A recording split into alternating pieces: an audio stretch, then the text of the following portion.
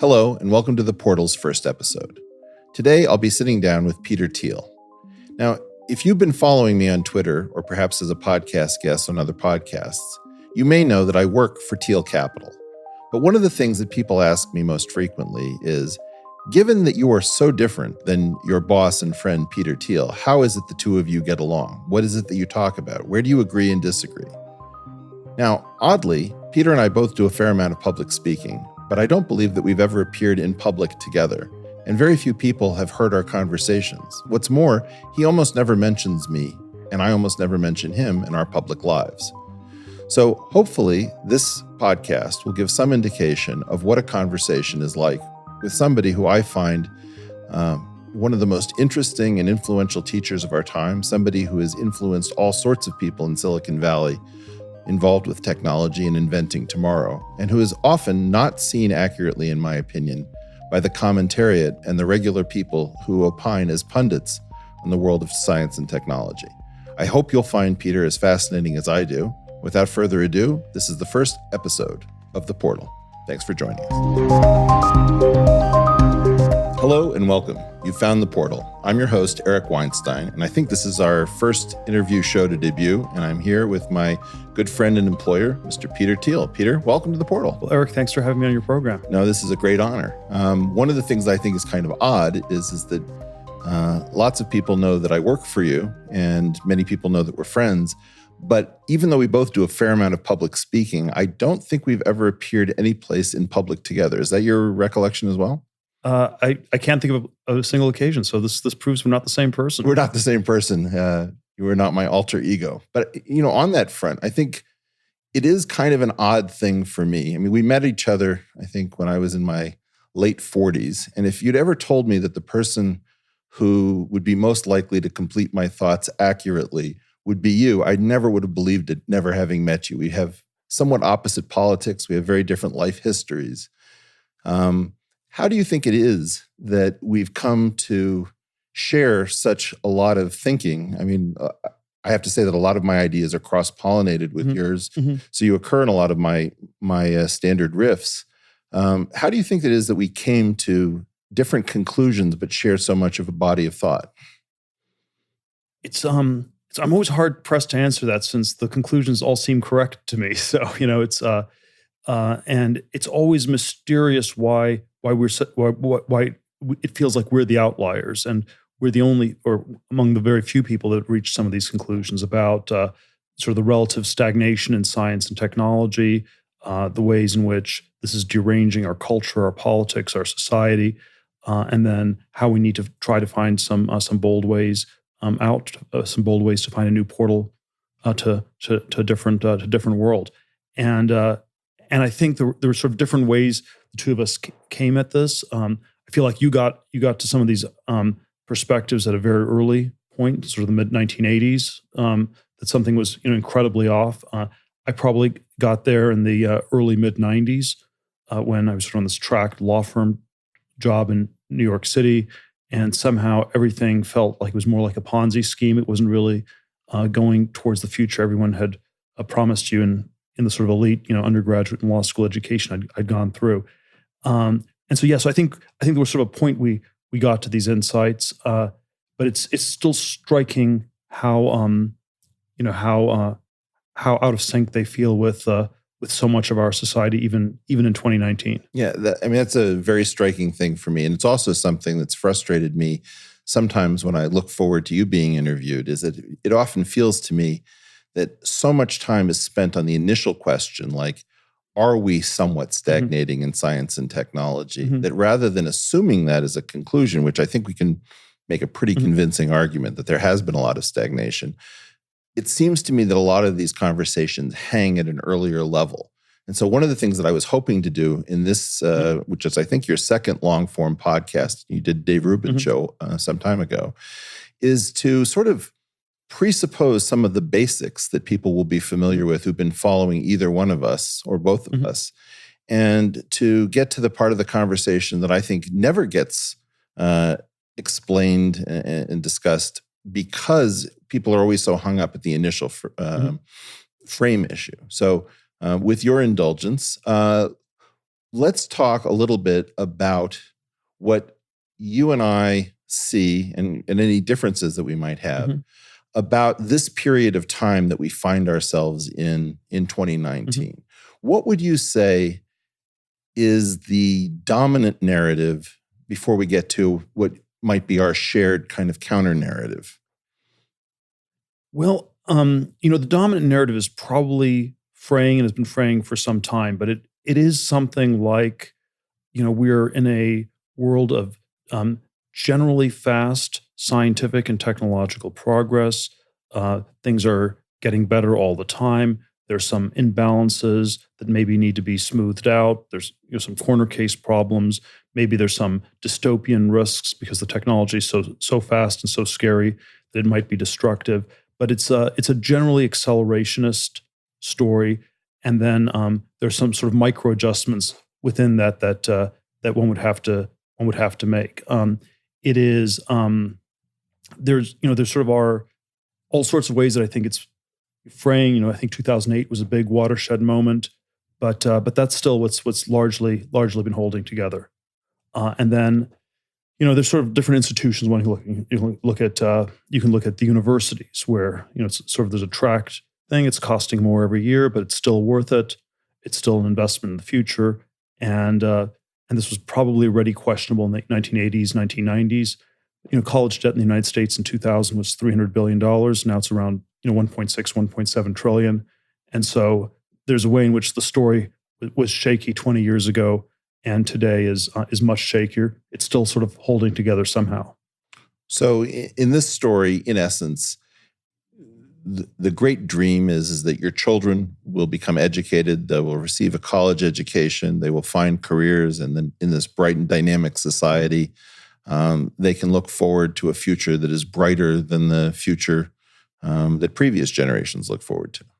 Yes, I think now again, I think people are hesitant to actually articulate it quite that way because that already sounds not quite true to Well, people. to your point, they've been adding epicycles for some time. And so it's maybe it's a bright future, but it's really different from the parents, as we can't quite know. And they have all these new devices. They have an iPhone, and they can text really fast on the iPhone. We can't even understand what the younger generation is doing. So so maybe it's better but better has sort of an objective scale. Maybe it's just different and unmeasurable, but better in sort of an unmeasurable way. So there sort of are ways it's gotten modified, but that would still be a very powerfully intact narrative. And then and then that there are sort of straightforward things we can be doing. The system's basically working, and it's basically going to continue to work. And there's sort of a global version of this. There's a U.S. version. There's a upper middle class U.S. version. There are a lot of different variations on this. So it always strikes me that one of the things that you do very well is that you're willing, and you're famously a chess player, you're willing to make certain sacrifices in order to advance a point. And in this case, I think you and I would both agree that there's certain areas that have continued to follow the growth story more than the general economy, and that you have to kind of give those stories their due before you get to see this new picture. Where do you think the future has been relatively more bright in recent years? Well, again, I sort of date this era of relative stagnation and slowed progress all the way back to the 1970s. So I think it's been close to half a century that we've been in this era of seriously slowed progress. Obviously, a very big exception to this has been the world of bits, computers, internet, mobile internet, software, and so Silicon Valley has somehow been this dramatic exception. Whereas the world of atoms, has been much slower for something like 50 years. And when I was an undergraduate at Stanford in the late 1980s, almost all engineering disciplines, in retrospect, were really bad fields to go into. People already knew at the time you shouldn't go into nuclear engineering. Aeroastro was a bad idea, but chemical engineering, mechanical engineering, all these things were bad fields. Computer science would have been a very good field to go into, and that's been sort of an area where there's been tremendous growth. So that's sort of the signature one that I would cite. There are questions about how healthy it is at this point, even within that field. So So, there's the iPhone is now looking the same as it did 7, 8 years ago. So if that's the iconic invention. Not quite so sure. And so there's been sort of definitely a change in the tone, even within Silicon Valley, in the last 5, 6 years on this. But that had been one that was very, very decoupled. The decoupling itself had some odd effects where if you have sort of a narrow cone of progress around this world of bits, then the people who are in those parts of the economy that have more to do with atoms will feel like they're being left behind. And so there was something about the tech narrative that had this very didn't necessarily feel inclusive, didn't feel like everybody was getting ahead. And one of the ways I've described it is that we live in a world where we've been working on the Star Trek computer in Silicon Valley, but we don't have anything else from Star Trek. We don't have the warp drive. We don't have the transporter. We can't re-engineer matter in sort of this cornucopian world where there's no scarcity. And then how good is a society where you have a well-functioning Star Trek computer, but nothing else from Star Trek? Yeah, that's incredibly juicy. I mean, one of the ways that I attempted to encode something, which in part I got from you, was to say, of course, your iPhone is amazing. It's all that's left of your once limitless future, because it's the collision of the communications and the semiconductor revolutions that did seem to continue. And I date the sort of break in the economy to something like 1972, 73, 74. It's really quite sharp in my mind. Is it that way in yours? Yes, it was probably like, I'd say 1968, people still, the narrative of progress seemed intact. By 73, it was somehow over. So somewhere in that 5-year period, I've sort of had, the 1969 version was we landed on the moon in July of 1969, and Woodstock starts 3 weeks later, and maybe that's one way you could describe the cultural shift. You can describe it in terms of the oil shocks of 1973 at the back end. There probably, with the benefit of hindsight, there were things that were already fraying by the late 1960s. So the environment was getting dramatically worse. You have the Graduate movies. You should go into plastics. I think that was 1968 or 69, and that would have. So there were sort of things where the story was fraying, but I think it was still broadly intact in 1968, and somehow seemed very off by 73. Now, something that actually I'm scanning my memory, and I don't know that we've had this conversation, so I'm curious to hear your answer. One of the things that I found surprising is that I think I can tell a reasonably decent story about how this is a result of a scientific problem rather than the mismanagement of our future. Do you believe that if we assume that there was this early 1970s structural change in the economy, that it was largely a sort of man-made problem, which is what we seemingly implicitly always assume, or might it be a scientific one? And let me give you the one iconic example that really kind of drives it home for me. I think quarks were discovered in 1968. And to find out that the proton and neutron are comprised of up and down quarks is an incredible change in our picture of the world. Yet it has no seeming implications for industry. And I started thinking about this question. Are we somehow fenced out of whatever technologies are to come, that we've sort of exhausted one orchard of low-hanging fruit and haven't gotten to the next? Yes. So there's always, I think one way to parse this question of scientific technological stagnation is sort of nature versus culture. Did the ideas in nature run out, or at least the useful ideas? So maybe we make some more discoveries, but they're not useful. Or the easily useful. Easily useful. So there's sort of nature. So it's a problem with nature. And then the cultural problem is that there was actually a lot to be discovered, or a lot that could be made useful, but somehow the culture had gotten deranged. And I sort of go back and forth on those two explanations. I think it's very complicated. Obviously, we had, I think in physics, you'd say, even though, probably even the fundamental discovery stopped after the mid-1970s, but certainly the translation didn't happen. Quarks don't matter for chemistry, and chemistry is what matters on a human level. I would say there was a lot that happened in biochemistry. So sort of the, not chemistry down, but sort of chemistry up, the interface between chemistry and biology. And that's where I would be inclined to say there's a lot more that could happen and has not quite happened because maybe the problems are hard, but maybe also the cultural institutions for researching them are restrictive. It's too heavily regulated in certain ways, and it's been just somewhat slower than one would have expected in the 1970s. So maybe it's really just a constant dialogue between nature and culture. Yes, obviously, because if nature has stopped, then the culture is going to derange. So there's a way in which culture is linked to nature. And then, if the culture deranges, it also will look like nature stopped. So I think these things there are probably elements of both. But I am always optimistic in the sense that I think we could have done better. I think we could do better. I think there are, it's not necessarily the case that we can advance on all fronts in every direction, but I think there's more space on the frontier than just in this world of bits. So I think there are various dimensions on atoms where we could be advancing, and we just have chosen not to. Why do you think it's so hard to convince people that, because both of us have had this experience where we sit down, let's say, to an interview and somebody talks about the dizzying pace of change.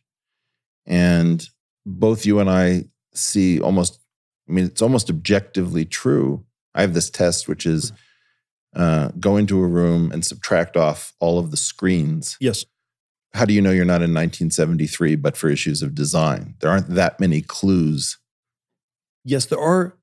Well, there are all sorts of things one can point to. I always point to the productivity data in economics, which aren't great. And then you get into debates, how accurately are those being measured? You have this sort of intergenerational thing where, our generation, Gen X, has had a tougher time than the boomers. The millennials seem to be having a much tougher time than, either us or the boomers had. So there seems to be this generational thing. So there are some of these sort of macroeconomic variables that seem pretty off.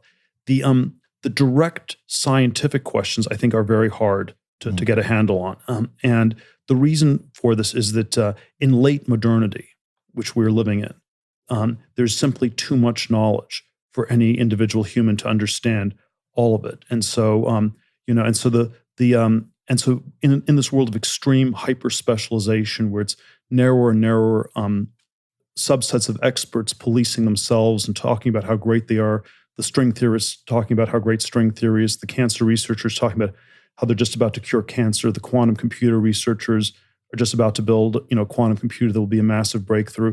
And then if you were to say that all these fields, not much is happening, people just don't have the authority for this. And this is somehow a very different feel for science or knowledge than you would have had in 1800 or even in 1900. In 1800, Goethe could still understand just about everything. Right. 1900, Hilbert could still understand just about all of mathematics. And so this sort of specialization, I think, has made it a much harder question to get a handle on.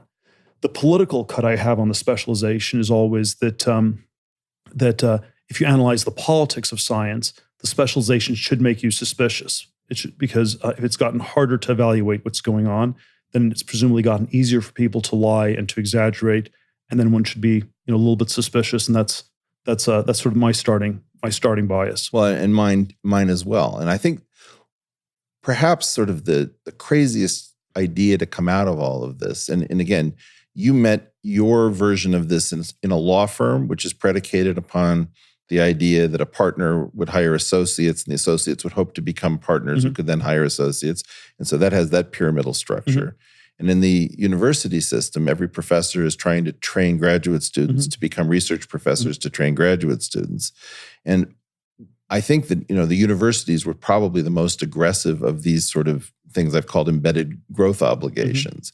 But the implication of this idea that we structured almost everything on an expectation of growth, and then this growth that was expected ran out, it wasn't as high and as stable and as technologically led as before, has a pretty surprising implication, which is, let's not dance around it. It feels like almost universally, all of our institutions are now pathological. Or sociopathic, or whatever you want to call them. Yes. I suppose there are sort of two two ways one could imagine going. If you had these expectations of great growth, great expectations. He's the Charles Dickens novel from the 19th century. Right. Had great expectations, and then you can try to be honest and say the expectations are dialed down, or you can continue to say everything's great and it just happens not to be working out for you, but it's working out for people in general. And somehow it's been very hard to have the sort of honest reset, and the incentives have been for the institutions to derange and to lie. So there's probably a way the universities could function if they did not grow. You'd be honest. Most people in PhD programs don't become professors. Maybe you'd make the PhD programs much shorter. Maybe you'd be much more selective. You'd let fewer people in. There would be some way you could sort of adjust it, and the institutions could still be much healthier than they are today. But that's not the path that seemingly was taken. And something like this could have been done in a law firm context, where maybe you still let the same percentage of people become partner, but the partners don't make quite as much money as before, or something like that. So there would have been ways one could have gone, but those are generally not the choices that were made. Yeah, I wonder if that's even possible, because if you had a law firm that was honest, or a university that was fairly honest, and you had one that was dishonest, it seems to me that the dishonest one could attempt to use its prestige to outcompete the honest one.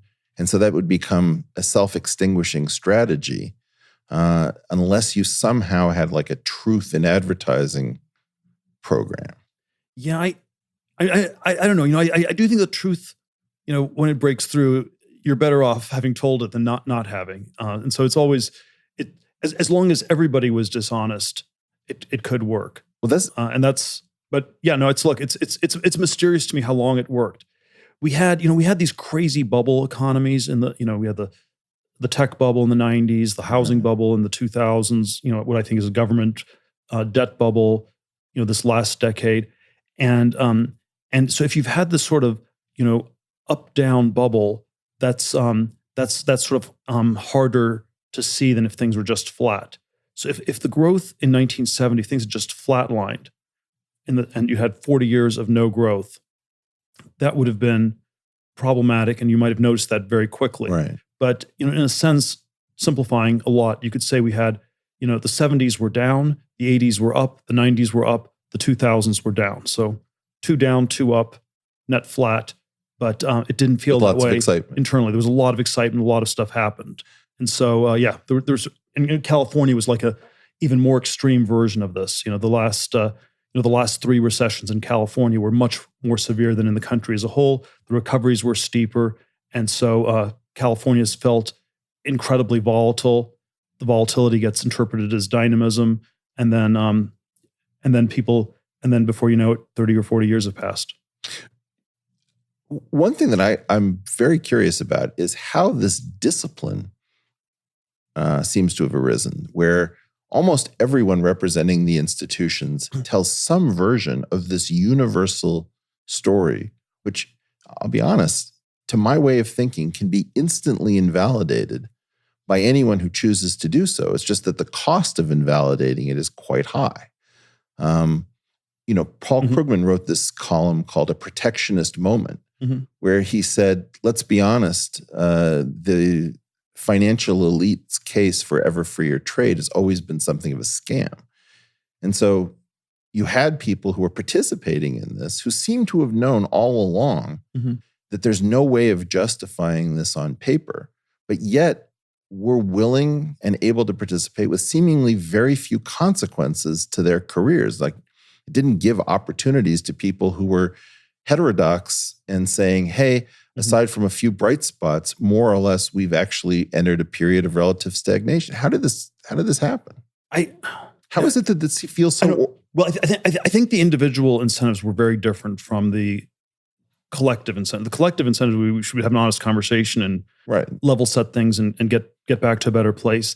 I think the individual incentives were often, you pretend that it's working great for you. It's like if you're, the 20,000 people a year who move to Los Angeles to become movie stars, about 20 of them make it. And so you could say, well, it's been really hard. Nobody wants to hire me. This is a terrible city. Or you could say, this has been wonderful. All the doors are being opened to me. And that's the second one is more fictional, but that's that's sort of the thing you're supposed to say if you're succeeding. And I think there's a way. This is how we've been talking about globalization, where it's sort of a glib globalization. It's working great for me, and I'd like to have more people, more talented people, come to the U.S. I'm not scared of competing with them, and on and on. So this sort of is this this. Or academia. If you're a professor in academia, so the tenure system is great. It's just picking the most talented people. I don't think it's that hard at all. It's completely meritocratic. And if you don't say those things, well, we know you're not the person to get tenure. Yeah, it's so. I think there is sort of like this individual incentive where you're supposed if you pretend the system is working, you're simultaneously signaling that you're one of the few people who should succeed in it. So one image that I have, and you and I have talked. I use the word kayfabe for the system of nonsense that undergirds professional wrestling, and you've taken to using LARPing, live action role playing. It strikes me that we have two separate parallel systems. Now, this podcasting experiment that you and I are now part of provides for a very unscripted, out of control narrative. And then there's this parallel institutional narrative that seems to exist in a gated form where the institutions keep talking to each other and ignore this thing that's happening that has reached more and more people, so that you effectively have multiple narratives, one of which I think almost no one needs to believe. It's just that the institutions need to trade kind of lies and deceptions back and forth amongst themselves. How is it that these two things can be kept separate? It's like a real wrestling league and a professional wrestling league side by side, where somehow they just don't come into contact with each other. Well, I think if they came into contact, something they could, then they wouldn't both be able to exist. So I think that's not surprising that they can't come into contact. I don't think it's a terribly, I don't think it's ultimately stable. So I think ultimately, our account is going to prevail. The institutional account is so incorrect that it will ultimately fail. I've probably been more hopeful about how quickly truth prevails than it has, but I would still be very hopeful that that our account is really going to break through in the next few years. I've been talking about the tech stagnation problem for the better part of a decade. And I think when I was talking about this in 2008, 2009, 2010, this was still, a fringy view. It was very fringy within Silicon Valley. And I think even within Silicon Valley, there's sort of a lot of people who've come around to it, who've partially come around to it. There's a sense that tech has a bad conscience. It feels like it's not delivering the promises. Google had this propaganda about the future, and it's now seen as the self-driving cars are further away than people expected. And so I think there is sort of a sense that things have shifted a lot over the last decade. But even like 5 years ago, I mean, it feels to me, I moved out to work with you in 2013, and I'd never seen a boom before. I mean, this was one of the things that was really important to me, is that being in academics, the academy had been in a depression since this change around 1972, 73. And seeing a boom and seeing people with like flowers and dollar signs in their eyes, talking about a world of abundance and how everything was going to be great. It seemed like everybody was the CEO or CTO of some tiny company. And then very, very quickly, it all started to change. And I felt like a lot of people moved back into the behemoths from their little startup having failed. A lot of the ideology felt poisonous, like don't be evil was not even something you could utter without somebody snickering behind your back. There's like a self-hating component where the engineers have been recruited ideologically and are like not actually there to do business. How did this happen so quickly? Well, Am I wrong about this? No, it's striking how fast it's happened. It's striking how much it's happened in the context of a bull market. So if you describe this in terms of psychology, you'd think that people would be as angry in Silicon Valley as they are today. The stock market must be down 40 or 50%. It's like, people in New York City were angry in 2009. They were angry at the banks. They hated themselves. But, the stock market was down 50, 60%. The banks had gotten obliterated. and that sort of makes sense psychologically. And the strange thing is that in terms of the sort of a lot of the macroeconomic indicators, the stock markets, the valuations of the larger companies, it's like way beyond the dot-com peaks of 2000 in all sorts of ways. But the mood is not like late 99, early 2000. It has this very different mood. And the way I would explain this is that for the people involved, it is sort of a look-ahead function. So it is, yes, this is where things are, but are they going to be worth a lot more in 5 years, 10 years? And that's gotten a lot harder to tell. And so there's been growth, but people are unhappy and frustrated because they don't see that much growth going forward, even within tech, even within this world of bits, which had been very, very decoupled for such a long time. Now, one of the things that's interesting to me is that when we talk like this, a lot of people are going to say, wow, that's a lot of gloom and doom. Mm-hmm. So much is changing. So much is better. And yet what I sense is that both you and I have an idea that we've lived our entire life in some sort of intellectual Truman Show where everything is kind of fake and something super Mm-hmm. exciting is about to happen. Do you share, is that a fair telling that? Well, I think that there's been the potential to get back to the future for a long time. And there have been breaks in this Truman Show at various points. There was a big break with 9/11. There was a big break with the 2008 Lehman crash. You could say there's some sort of break with Brexit and Trump, and Yep. in the last few years, it's still like a little bit undecided what that all means. But I think there were a lot of reasons to question this and reassess this for some time. The reassessments never quite happened, but I would say I think we're now at the point where this is really going to happen in the next 2 years to 5 years to a decade. I don't think the Truman Show can keep going that much longer. Well, when I was, and again, I've been wrong about this. So me too. No, I've been very wrong. I've called it. We had an offsite when I was running PayPal in spring of 2001. The NASDAQ had gone from 2,000 to 5,000 back to 2,000. .com bubble was over.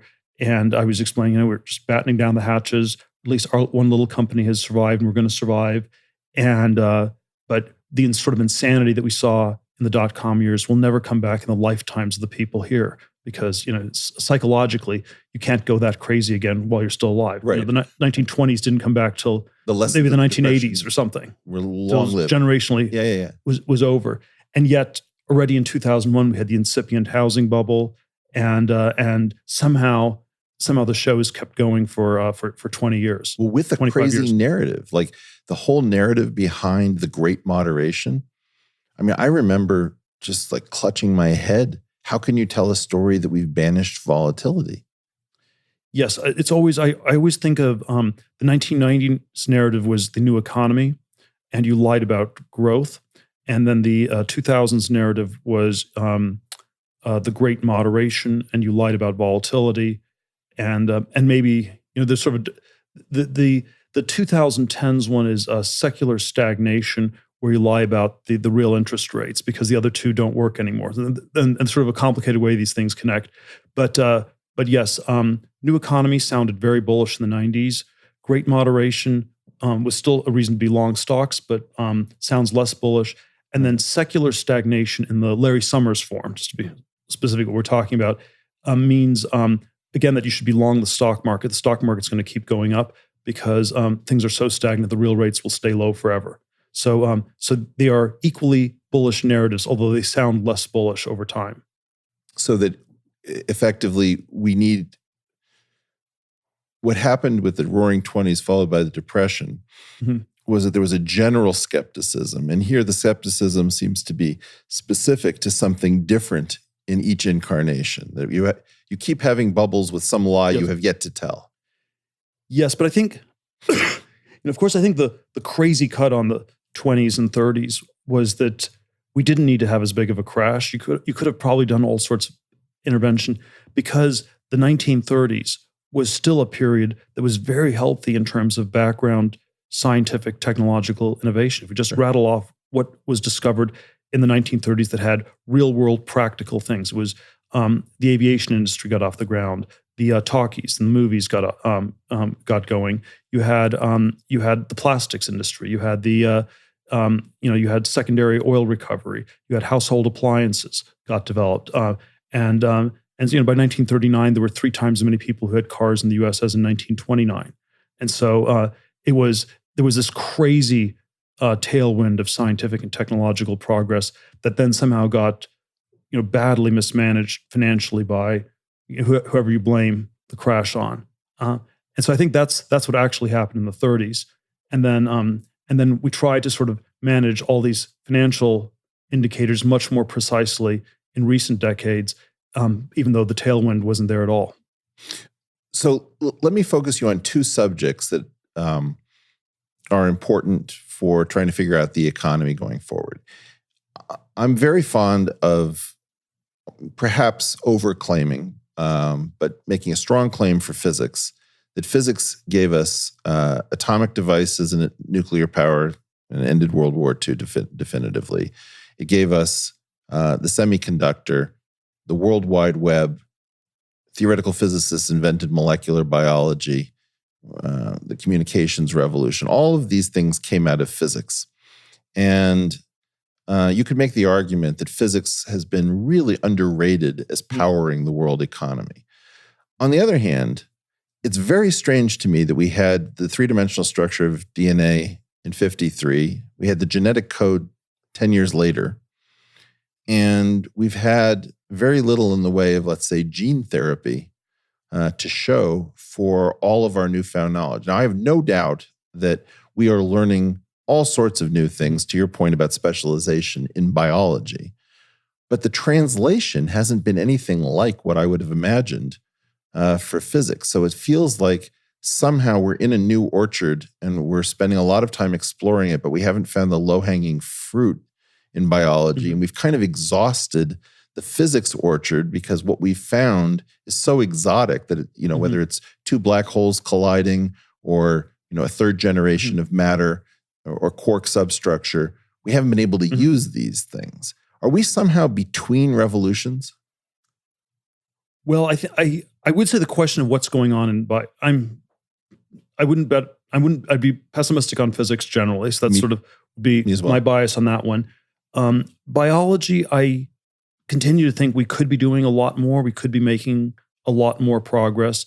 And the pessimistic version is that biology is just somehow is much harder than physics, and therefore it's been slower going.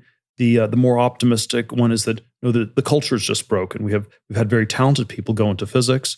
You go into biology if you're less talented. It's sort of like you can sort of think of it in Darwinian terms. You can think of biology as a selection for people with bad math genes. If you're good at math, you go into physics. You go to math or physics or at least chemistry. And biology we sort of selected for all of these people who were somewhat less talented. And so that might be a cultural explanation for why it's been slower progress. But I mean, we had people from physics. We had like Teller and Feynman and Crick. There's no shortage of, to my earlier point, molecular biology anyway was really founded by physicists more than any other thing, I think. Why is it that in an era where physics is stagnating, we don't see these kind of minds? Like, I'm a little skeptical of that theory. Well, I'm not. I'm not so sure. Like, if you're a string theory person or even sort of an applied experimental physicist, I don't think you can that easily reboot into biology. I mean, these disciplines have gotten sort of more rigid. It's pretty hard to transfer from one area to another. When I was an undergraduate, you still had some older professors who were polymaths who knew a lot about a lot of different things. Right. This is I think the way one should really think of Watson and Crick or Feynman or Teller. They were certainly world class in their field, but also like incredible in a lot of different fields. Highly transgressive. And the cultural or institutional rule is no polymaths allowed.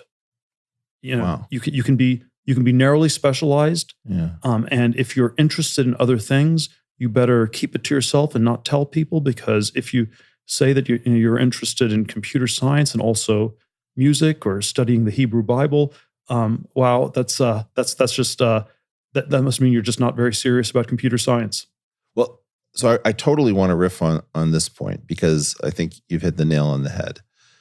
To my way of thinking, the key problem is, if you go back to our original contention, which is that there is something universally pathological about the stories that every institution predicated on growth has to tell about itself when things are not growing.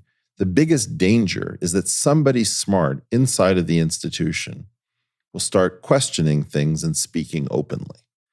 And it seems like the polymaths would be the people who could connect the dots and say, there's not that much going on in my department. There's not much going on in this department over here. Not that much going on in this department over there. And those people are very, very dangerous.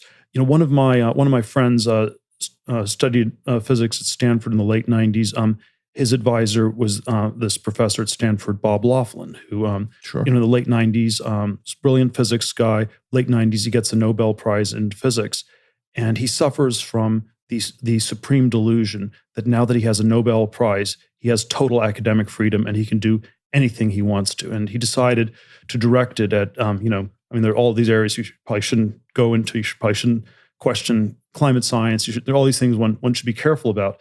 But he went into an area far more dangerous than all of those. He was convinced that there were all these people in the university who were doing fake science, who were wasting government money on fake research that was not really going anywhere. And he started by investigating other departments. He started with the biology department at Stanford University. And you can imagine this ended catastrophically for Professor Laughlin. His graduate students couldn't get PhDs. He no longer got funding. Nobel Prize in physics, no protection whatsoever. Yeah, Julian Schwinger fell out of favor with the physics community despite being held in its highest regard and having a Nobel Prize. And he used the epigram in a book where he wanted to redo quantum field theory around something he called source theory. He said, if you can't join them, beat them. And I think it comes as a shock to all of these people that there's no level you can rise to in the field that allows you to question the assumptions of that field. Right. It's like, you're sort of proving yourself. You're getting your PhD. You're getting your tenured position. And then at some point you would think that you've proven yourself and you can talk about the whole and not just the parts. Well, but you're never allowed to talk about more than the parts.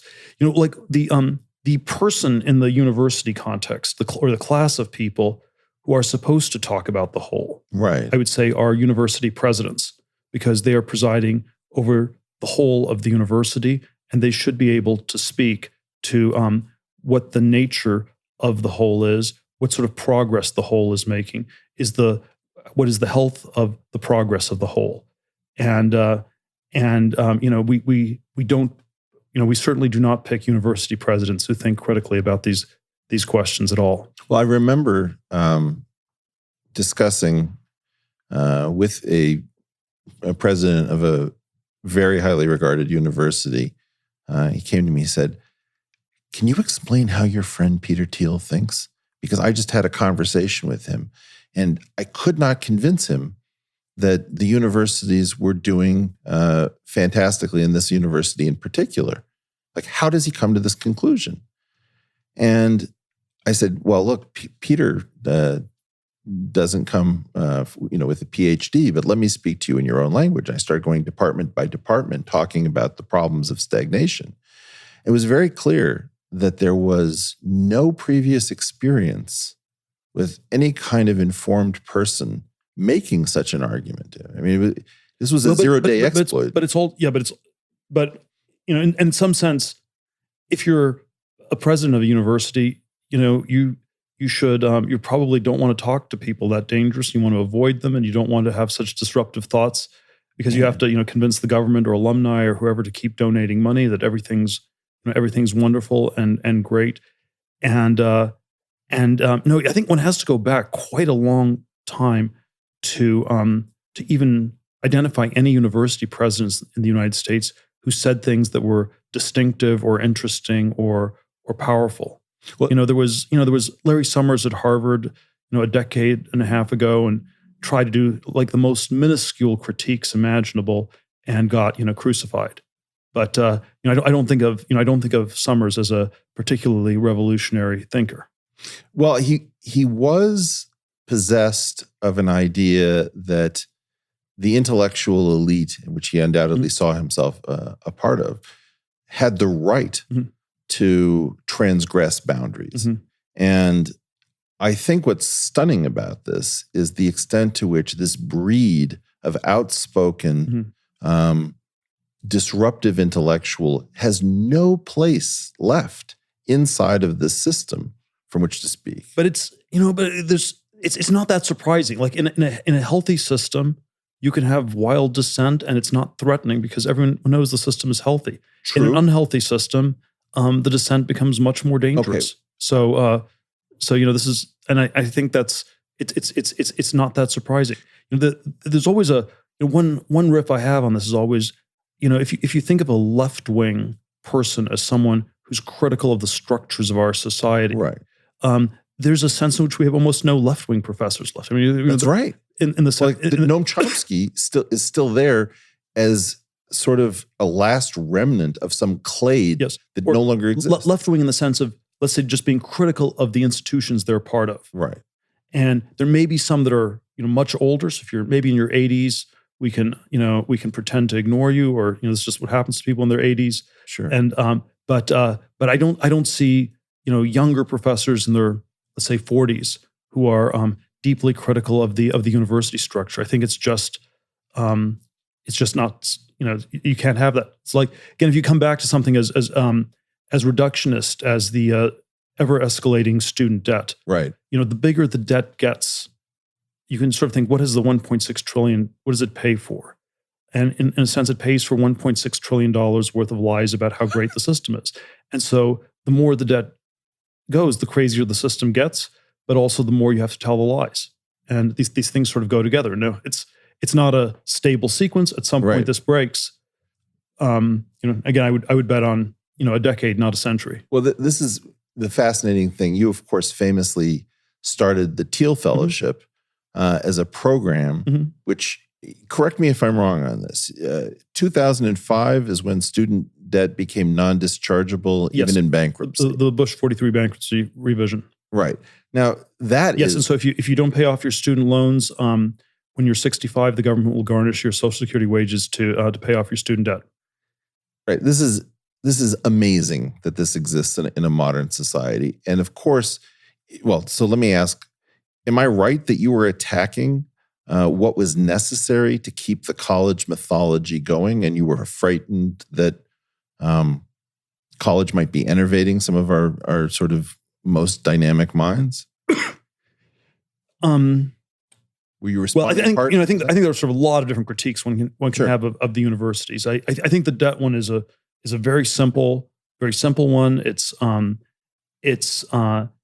always dangerous to be burdened with too much debt. It sort of does limit your freedom of action, and it seems especially pernicious to do this super early in your career. And so if out of the gate you owe $100,000 and it's never clear you can get out of that hole, that's going to either demotivate you, or it's going to push you into maybe slightly higher paying, very uncreative professions of the sort that are probably less good at moving our whole society forwards. And so I think so I think the whole thing is extraordinarily pernicious.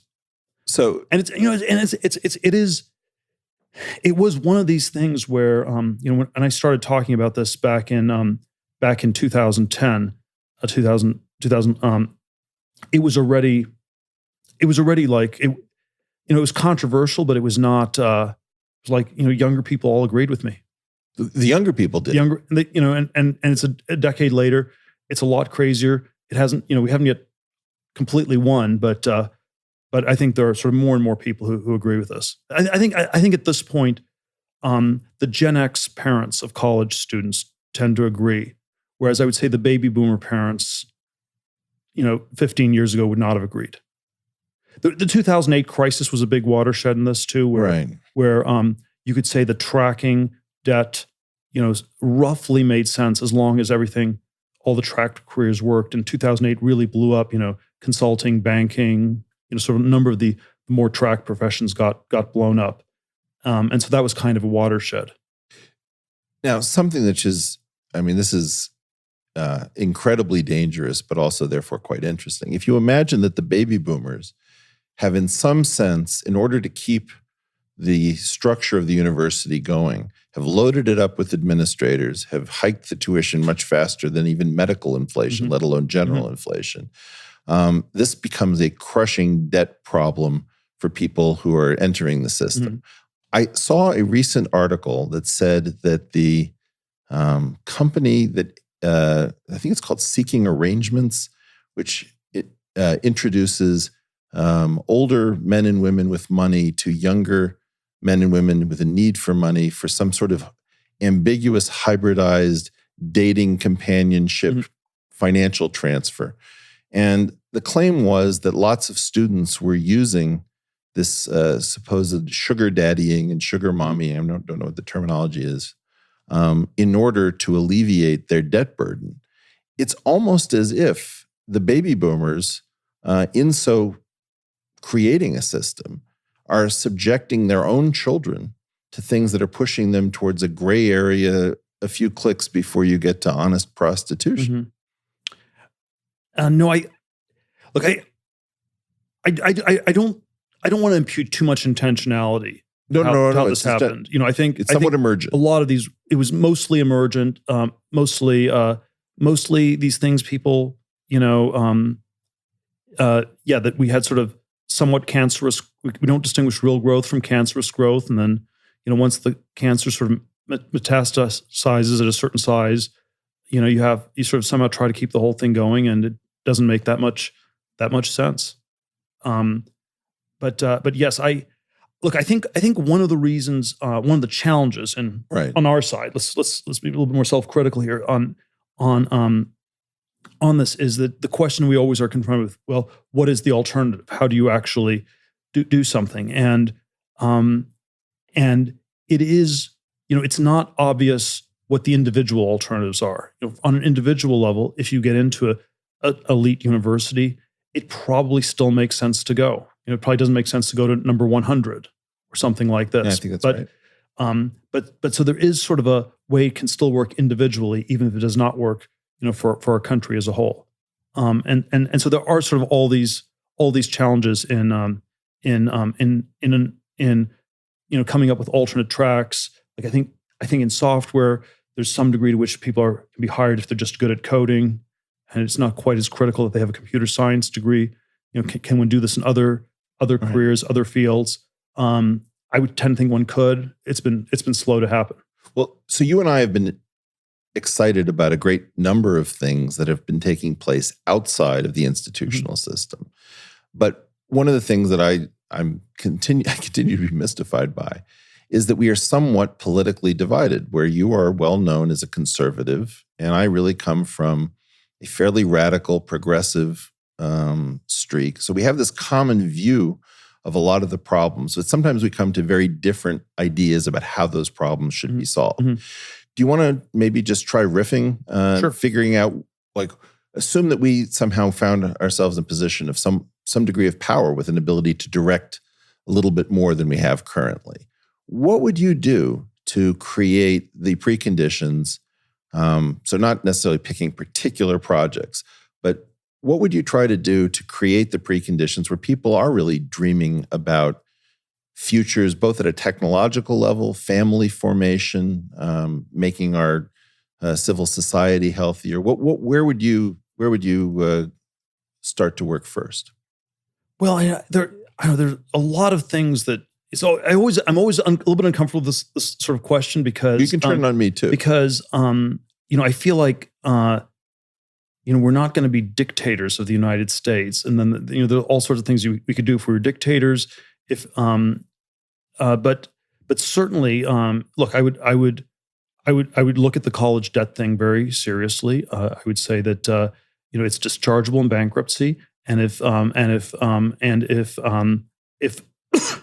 people go bankrupt, then part of the debt has to be paid for by the university that did it. There has to be some sort of local accountability. So this would be that would be sort of a more right-wing answer. The left-wing answer is we should socialize the debt in some ways, and the universities should never pay for it, which would be more the Sanders Warren approach. But so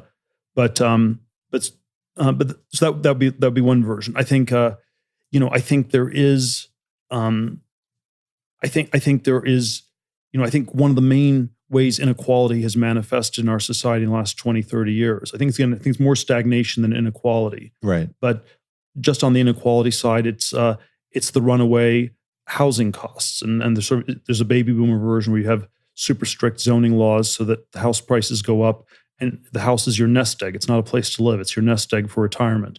And I would try to figure out some ways to dial that stuff back massively, and that's probably an intergenerational transfer where it's bad for the asset prices of baby boomer homeowners, but better for younger people to get started in sort of family formation or starting households. What do you think about the idea of a CED, a college equivalency degree, where you can prove that you have a level of knowledge that would be equivalent, let's say, to a graduating Harvard chemistry major, right? Or fraction thereof, where you have the ability to prove that through some sort of online delivery mechanism, you can. Great idea. I love it. Yeah, I think it's very hard to implement. Again, I think these things are hard to do. Well, but great idea. There's a possibility of. But look, we have all these people who have something like Stockholm syndrome, where they if you got a Harvard chemistry degree, right, and if you suspect that actually the knowledge could be had by a lot of people, and if it's just a set of tests you have to pass, that your degree would be a lot less special. You'll resist this very, very hard. If you're in an HR department or in a company hiring people, you will want to hire people who went to a good college because you went to a good college. And if we broadened the hiring and said we're going to hire all sorts of people, maybe that's self-defeating for your own position. So I think there are, I think one should not underestimate how many people, have a form of Stockholm syndrome here. So some other ideas. Mm-hmm. At some point when we were talking about, and I should have said earlier that the Thiel Fellowship, for those who don't know, is a program that has historically at least began paying very young people who'd been admitted to colleges to drop out of those colleges. So they got to keep the idea that they'd been admitted to some fairly prestigious place, but then they were given money to actually live their dreams and not put them on hold. Yes, it has been an extremely successful and effective program. It's not scalable. Right. So we had to hack the prestige status thing, where it was as hard or harder to get a Thiel Fellowship than to get into a top university. Right. And so that's part that's very hard to scale. Well, so when I was looking at that program for you, one of the things that I floated was the idea that if you look at every advanced degree, like a JD or an MD, PhD, none of them seem to carry the requirement of having a BA, which is quite mysterious. Mm-hmm. And if you fail to get a PhD, let's say, there's usually an embedded master's degree that you get as a going away present. Mm-hmm. And therefore, if you could get people to skip college, you could give them perhaps 4 years of their lives back. Mm-hmm.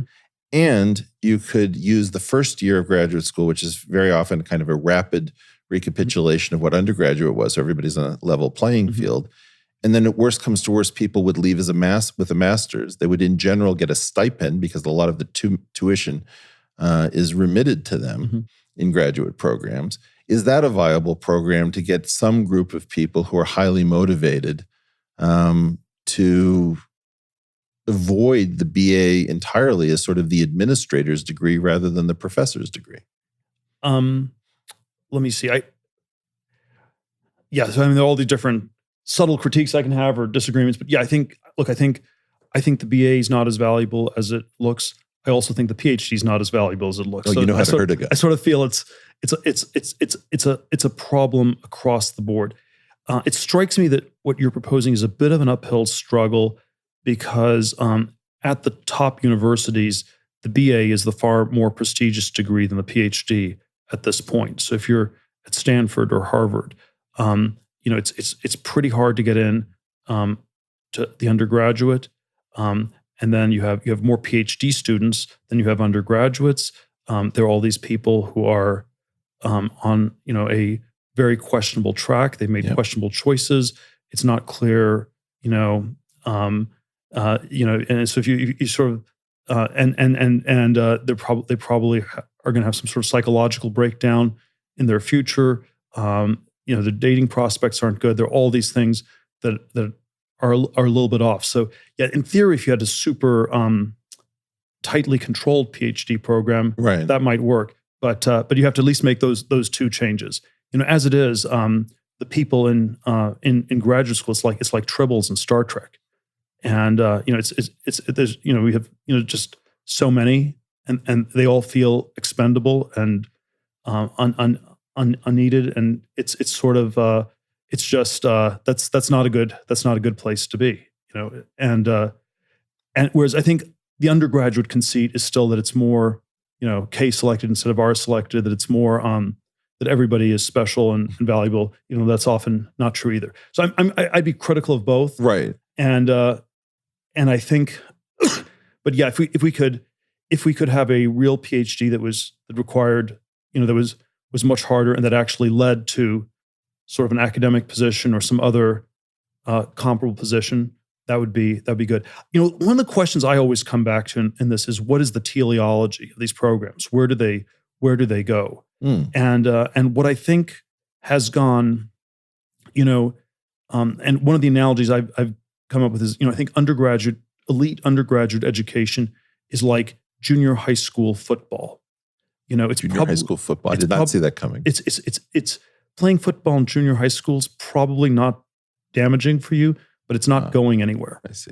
Because if you keep playing football in high school and college, and then professionally, that's just bad. And the better you are, the more successful you are, the less well it works. And then the question is, what's the motivational structure? When I was an undergraduate in the 1980s, there was still a part of it where you thought the professors were cool. It might be something you'd like to be at some point in the future, and they were role models, just like in junior high school football.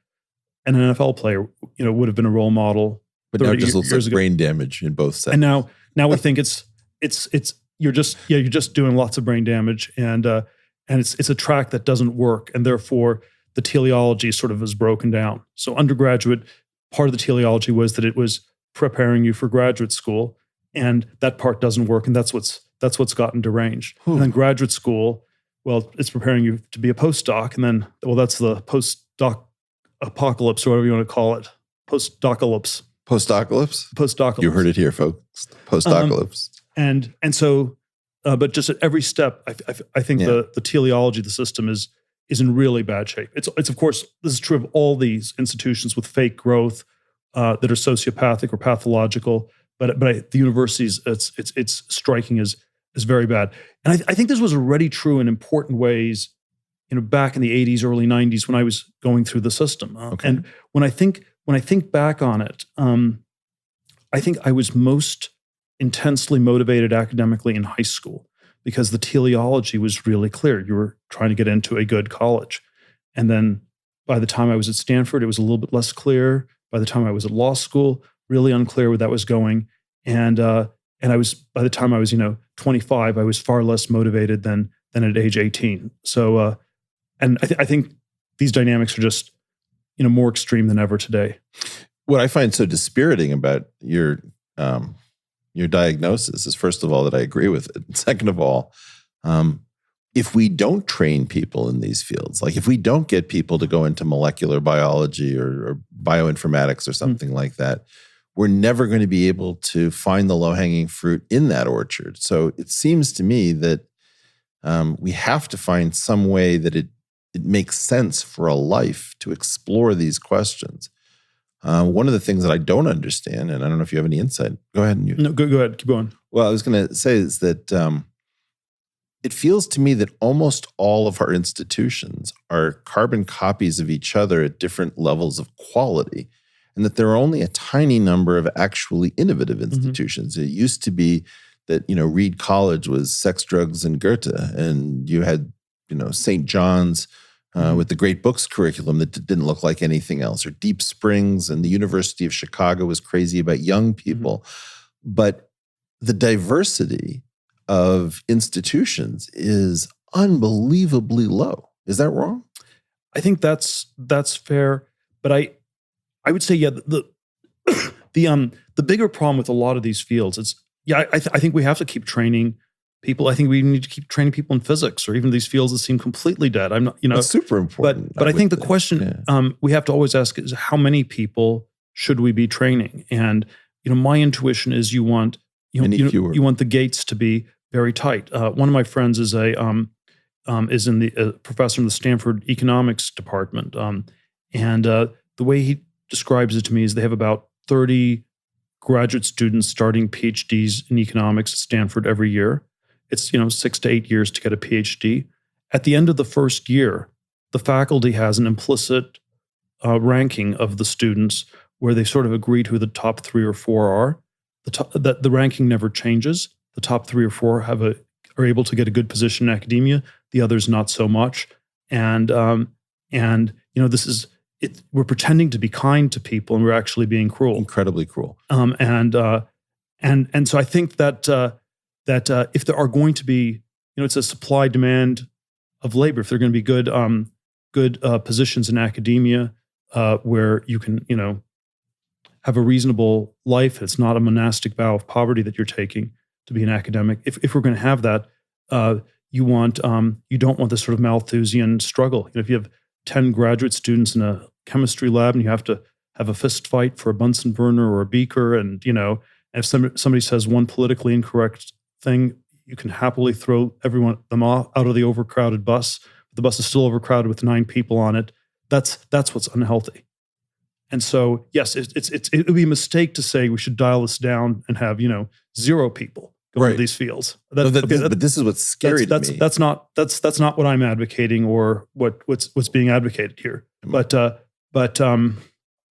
is a point where if you just add more and more people in a starvation Malthusian context, that's not healthy. Well, this gets to another topic which I think is really important, and it's a dangerous one to discuss, which is it seems to me that power laws, those distributions with very thick tails, where you have a small number of outliers that often dominate all other activity, are ubiquitous, and that particularly with respect to talent, whether we like them or not, they seem to be present where a small number of people do a fantastic amount of all of the innovation.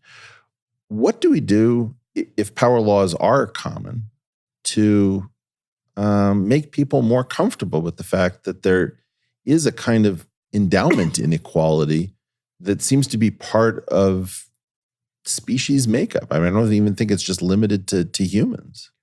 Well, I'm not convinced these sort of power laws are are equally true in all fields of activity.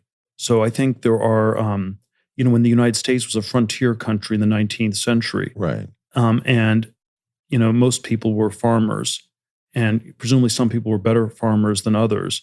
But everyone started with 140 acres of land, and there was this wide open frontier. Even if you had some parts of the society that had more of a power law dynamic, there was a large part that didn't, and that was what I think gave it a certain amount of health. And the challenge is if we've geared our society saying that all that matters is education and PhDs and academic research, and that this has this crazy power law dynamic, then you're just going to have a society in which there are lots of people playing video games in basements or something like that. So That's the way I would frame it. But yeah, I think there definitely are some areas where this is the case, and then we just need we need more growth for the whole society. If you have growth, you'll have a rising tide that lifts all boats, and so it's always it's the stagnation is the problem. Well, I've joked about this as we are not even communistic in our progressivism, because the old formulation of communism was from each according to his abilities to each according to his needs. And the inability to recognize different levels of ability. I mean, like almost every mathematician or physicist who encountered John von Neumann just said, the guy is smarter than I am. It's not necessarily the deepest, or he did all of the great work. But when you're dealing with somebody who's able to employ skills that you simply don't have. I mean, I know I'm not a concert pianist, and right. Look, I don't know how you solve the social problem if everybody has to be a mathematician or a concert pianist. I want a society in which we have great mathematicians and great concert pianists. That seems that would be a very healthy society. Right. It's very unhealthy if every parent thinks their child has to be a mathematician or a concert pianist, and that's the kind of society we unfortunately have. Well, this is why I try to sell you sometimes on a more progressive view of the world, which is I want deregulated capitalism. I want the people who have the rare skill sets to be able to integrate across many different areas. And to be honest, this is the thing that I wish more people understood about what you bring, which is that you're able to think in, 15 different idioms that most people only have one or two of. And so whatever it is that you're doing to integrate these things as an investor into direct research and direct work is really something that, I've watched firsthand for 6 years. The problem that I have is we are going to have to take care of the median individual. And I less think that the median individual is going to be reachable by the market over time, as some of these things that are working in silicon in terms of machine learning. But then you're being more optimistic on progress in tech than is, because I think yes. Look, if we have runaway automation, right. And if we're building robots that are smarter than humans and can do everything humans can do, then we probably have to have a serious conversation about a universal basic income or something like that. And you're going to end up with a very, very weird society. I don't see the automation happening at all. And I think the question of automation, in my mind, is identical to this question of productivity growth. There is, we've been automating for 250 years since the Industrial Revolution, agriculture and manufacturing. And the sort of society we have in the early 21st century is one in which most jobs are non-tradable service sector jobs that are not easily automatable. So it's like a waiter in a restaurant, it's a yoga instructor, it's a nurse, it's a kindergarten teacher. And that's what most jobs in our society are. And because they're they've been so resistant to automation, that this may be one of the reasons why the productivity numbers are slowing down. Right. Even if we're still innovating as fast in manufacturing, and even if we're still improving agriculture, they're a smaller and smaller part of the economy. And so even 5% a year productivity growth in manufacturing, that means a lot more in manufacturing 60% of the economy than it does when it's, say, 20% of the economy. And so that's roughly what I think would happen. If you just look at the current dynamic in the U.S. is we have unemployment like 3.6, 3.7%. Right. It's super low. It's and still there doesn't seem to be that much wage pressure. That there doesn't seem to be that much growth. The productivity numbers still aren't great. You'd think there'd be enormous incentives to increase productivity. To me. Yeah.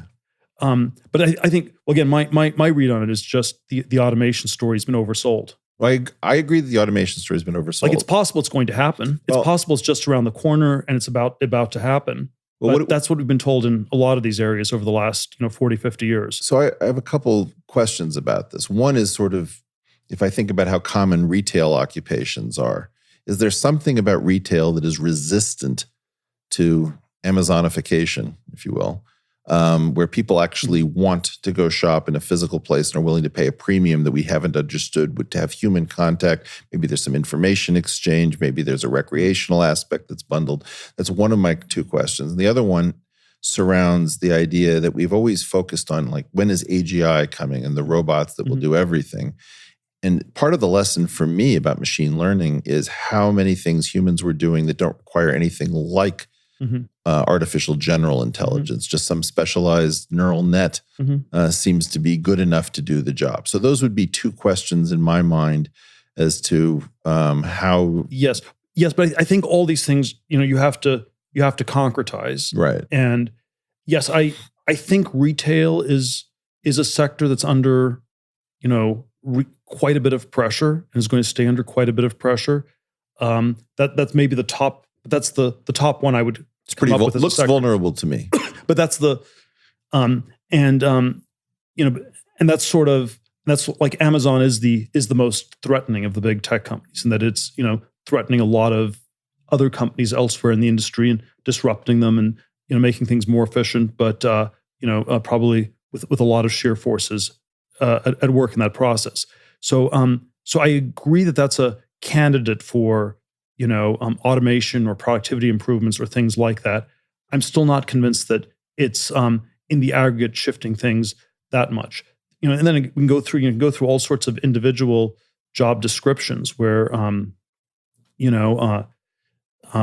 people used to have secretaries because typing was a skill, and with a word processor you don't quite need this. You can do short emails. You don't quite need a secretary.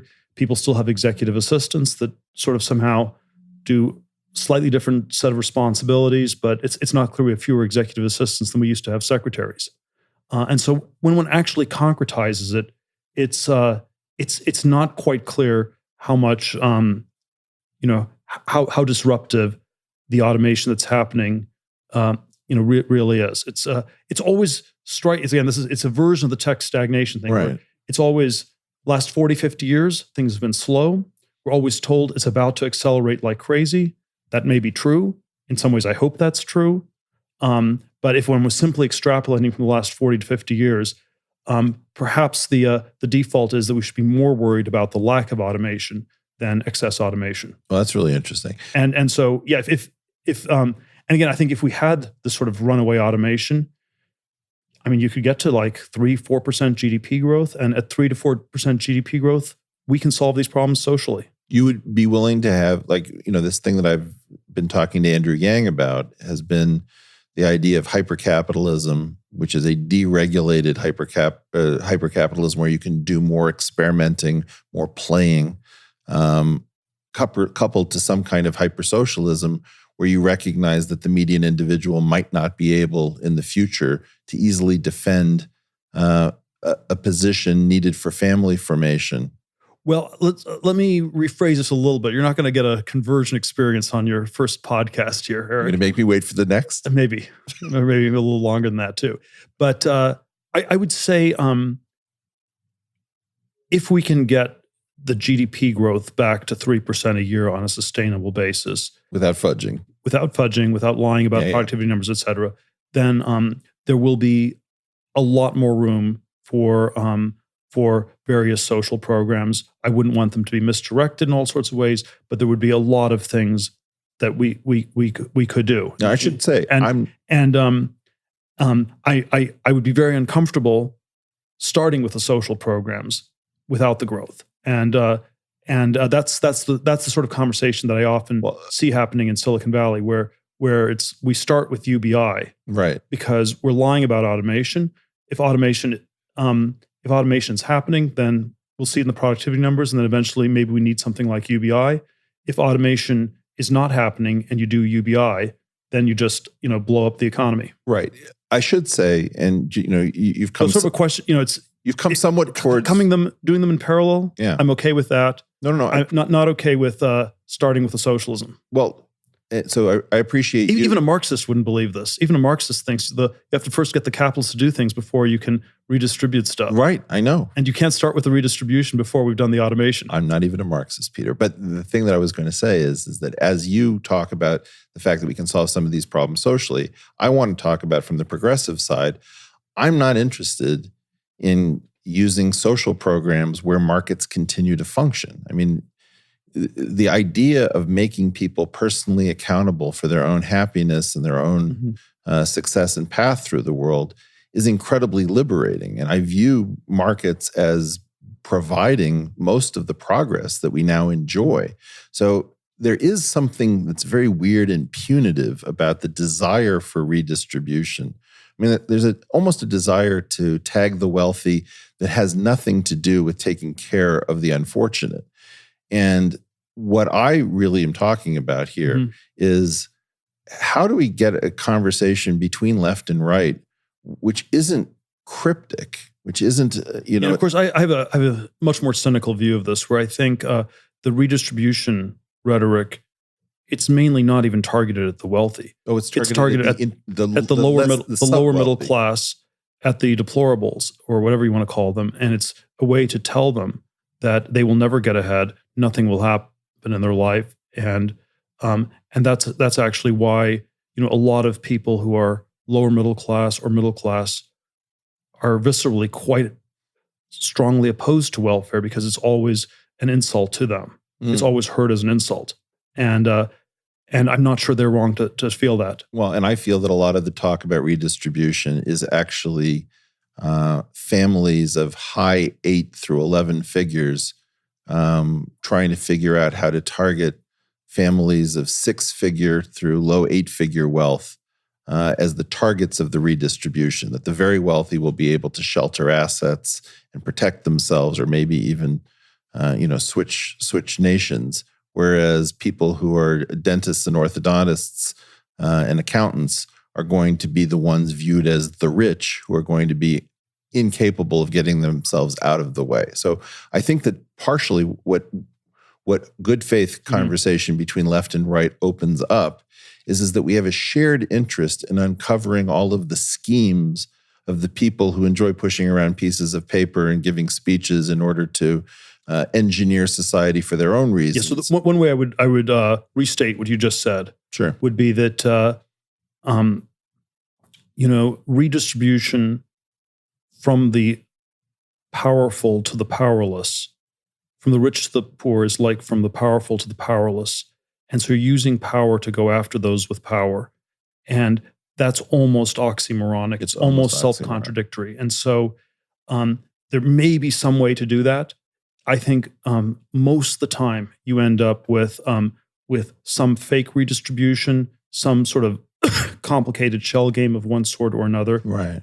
And the very, and I know the causation of this stuff is much, much trickier, but if we look at societies that are somehow further to the left on some scale, right, the inequality, you have to go really far to the left before, and maybe just destroy the whole society before you really start solving the inequality problem. California, when I first moved here as a kid in 1977, would have been sort of a centrist state in the U.S. politically, and was broadly middle class. Today, California is the second most democratic state. It's a D+30 state. It's super unequal, and at least on a correlated basis, not causation, but at least on a correlated basis, the further to the left it's gone, the more unequal it's become. And there is something pretty weird about that. There is. Something that sort of fits in here is that, in part, I've learned from you, and you can tell me whether you recognize it in this formulation or not, is start with any appealing social idea. That's step one. Step two, ask what is the absolute minimal level of violence and coercion that would be necessary to accomplish that idea. Now add that to the original idea. Do you still find your original idea attractive? And that this flips many of these propositions into territory where I suddenly realize that something that people see as being very attractive actually can only be accomplished with so much misery, right, even if it's done maximally efficiently, that it's no longer a good idea. And I think that this has been very influential in my thinking And what I've Look, the visceral problem with communism is not its redistributive tendencies. It's the extreme violence. It's that you have to kill tons of people. There's always a one of the professors I studied under at Stanford, René Girard, was a sort of great philosophical, sociological, anthropological thinker, and he had this observation that he thought communism among Western intellectuals became unfashionable. You could date it to the year 1953, the year Stalin died, and the reason was they were not communist in spite of the millions of people being killed. They were communist because of the millions of people that were being killed. As long as you were willing to kill millions of people, that was a sign that you were building the utopia. You were building a great new society. And when you stopped, it was just going to be like the lethargy of the Brezhnev era or something like that. And that was not inspiring. I mean, people shifted from Stalin to Mao or Castro, but the violence was charismatic. I think very charismatic. And but then also, if you think about it, it's very undesirable. I think that it's so fascinating that we actually finally get to something like this. I think that is a correct description of part of the communist movement, but not all of the communist movement. There were a lot of people, I think, just my own family was certainly involved in far left politics, and some of it probably dipped into communism. What my sense of it is that there was a period in the 30s where people realized that there had to be coordinated social action and that there were people who were too vulnerable. And that somehow got wrapped up in all of the things that Stalin was talking about that sounded positive if you didn't know the reality. Mm-hmm. So, for example, Paul Robeson, a hero of the left, was extolling Stalin's virtues openly.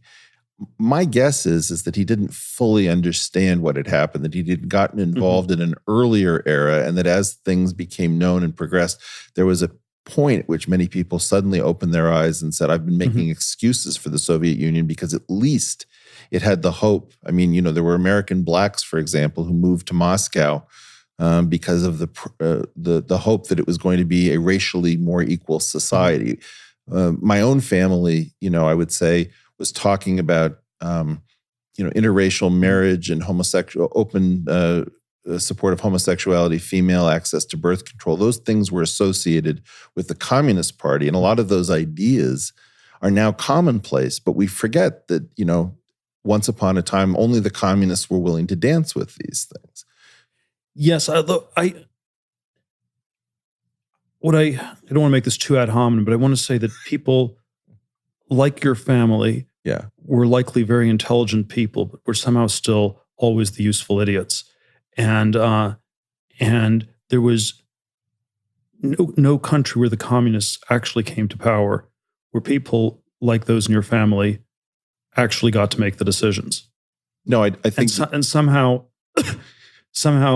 like maybe there were indirect ways that it was helpful or beneficial in countries that did not become communist, but in countries that actually became communist, it didn't actually ever seem to work out for those people. I definitely think that there was some sense that they were fooled and duped in this situation.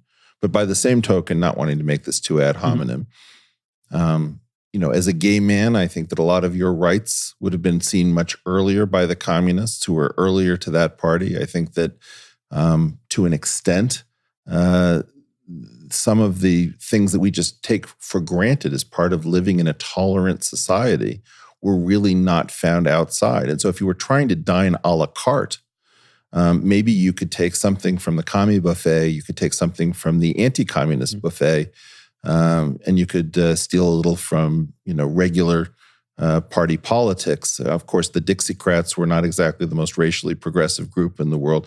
Things were very different, and there was no clear place to turn. Yeah, it's always easy for us to judge people in the past too harshly. So I think that's a good generalization. I would say that that there's something about the revolution, the extreme revolutionary movements that always seem to be, from my point of view, the violence was always too much. Well, and it's a package deal, but I don't like the violence part of the package, and that's the part that at the end of the day makes me think the package would not have been worth it. So what I would like to do is to take a quick break, and I would like to come back on exactly this point, because it's the point where I feel that perhaps you are least understood by the outside world in terms of what we've been talking about, both growth and progress on the one hand and violence on the other. So when we come back, we'll pick it up with Peter Thiel. Thank you. Thanks. Welcome back to The Portal. I'm here with my friend and employer, Peter Thiel, for this, our inaugural interview episode. And we just gotten to a point which I think, I hope people who've been tracking your career, your books, your thought process are going to find interesting, because I think it's the thing that, if I had to guess, would be the thing that people least understand about you, or maybe they have wrong the most. Ever since I've known you, your focus has weirdly been reduction of violence across a great number of different topics at a level that I don't think has leaked out into the public's understanding of you and what causes you to make the choices you make. How do you see growth as attached to reduction of violence? Well, I think that it's very hard to see how anything like the kinds of societies we have in Western Europe, the United States, could function without growth. I think the way sort of a parliamentary Republican democracy works is you have a group of people sitting around the table, they craft complicated legislation, and there's a lot of horse trading. And as long as the pie is growing, you can give something to everybody. When the pie stops growing, it becomes a zero-sum dynamic, and the legislative process does not work. And so the sort of democratic types of parliamentary systems we've had for the last 250 years have mapped onto this period of rapid growth. We had sort of a very bad experiment in the 1930s where the growth stopped, at least sort of in the economic sense, and the systems became fascist or communist. It doesn't actually work. And so I suspect that if we're in for a period of long growth, I don't think our kind of government can work. I think there is a prospect of all sorts of forms of violence, more violence by the state against its citizens. There may be more zero-sum wars globally, or there may be other ways things are super deformed to pacify people. So maybe everyone just smokes marijuana all day, but that's also kind of deformed. But I think a world without growth is either going to be a much more violent or a much more deformed world. And again, it's not the case that growth simply solves all problems. So you can have very rapid growth, and you can still have the problem of violence. You can still have bad things that can happen, but that's our only chance. Without growth, I think it's very hard to see how you have a good future. Now, in some sense, whenever I hear you interpreted in the press, I mean, look, you have to know that there's a version of you that exists in the minds of pundits and the commentariat that just loves to paint you as if you were a cartoon villain. And I always think that for those people who are actually confused about you, as opposed to those who wish to be confused about you, it's as if you're looking through a window and they're looking at the reflection in the window, not understanding what it is that you're focused on. Why do you think it is that almost nobody sees your preoccupation with violence reduction? Well, it's I think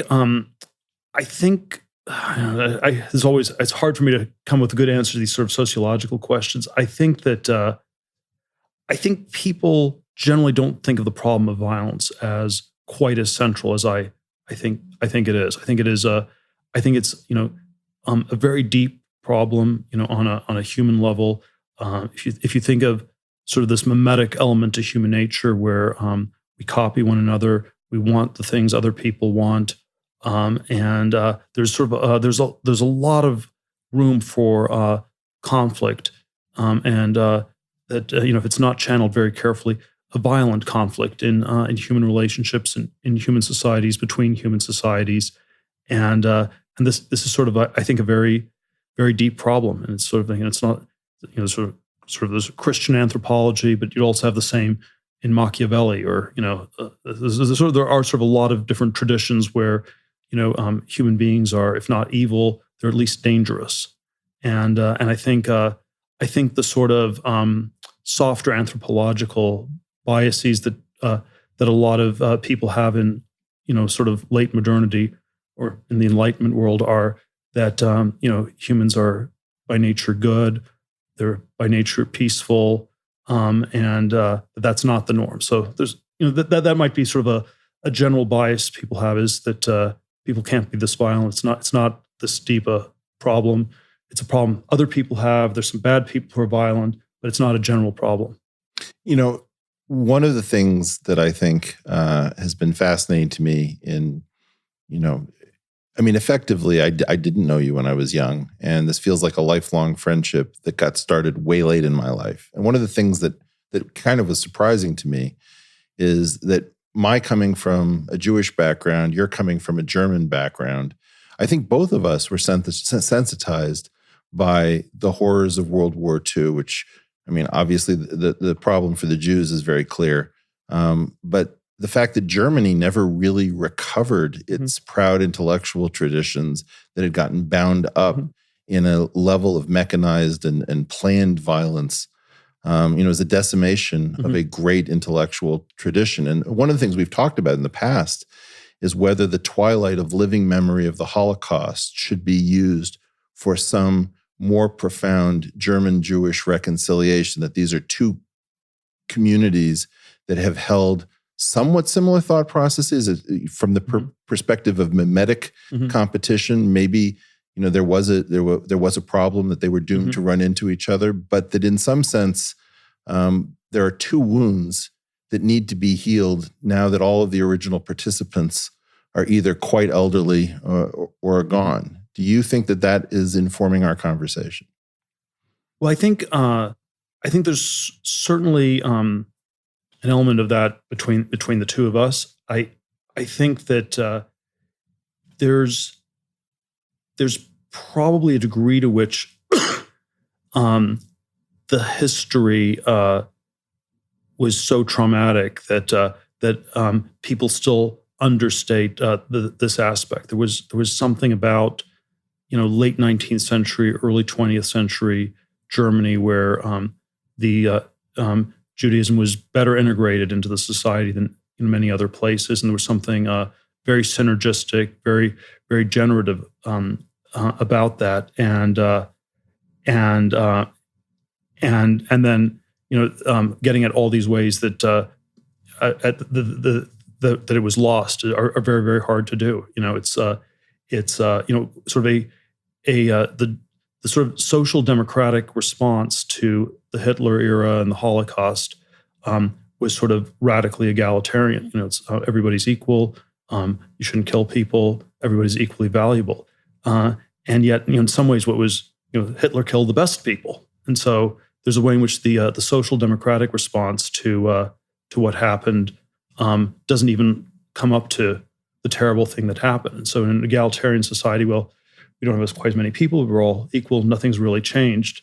But maybe you have no Jewish people left in Germany, and there's a lot less dynamism in the society as a result. And that's something that people still can't say in Germany, because that's is that right? You feel like it's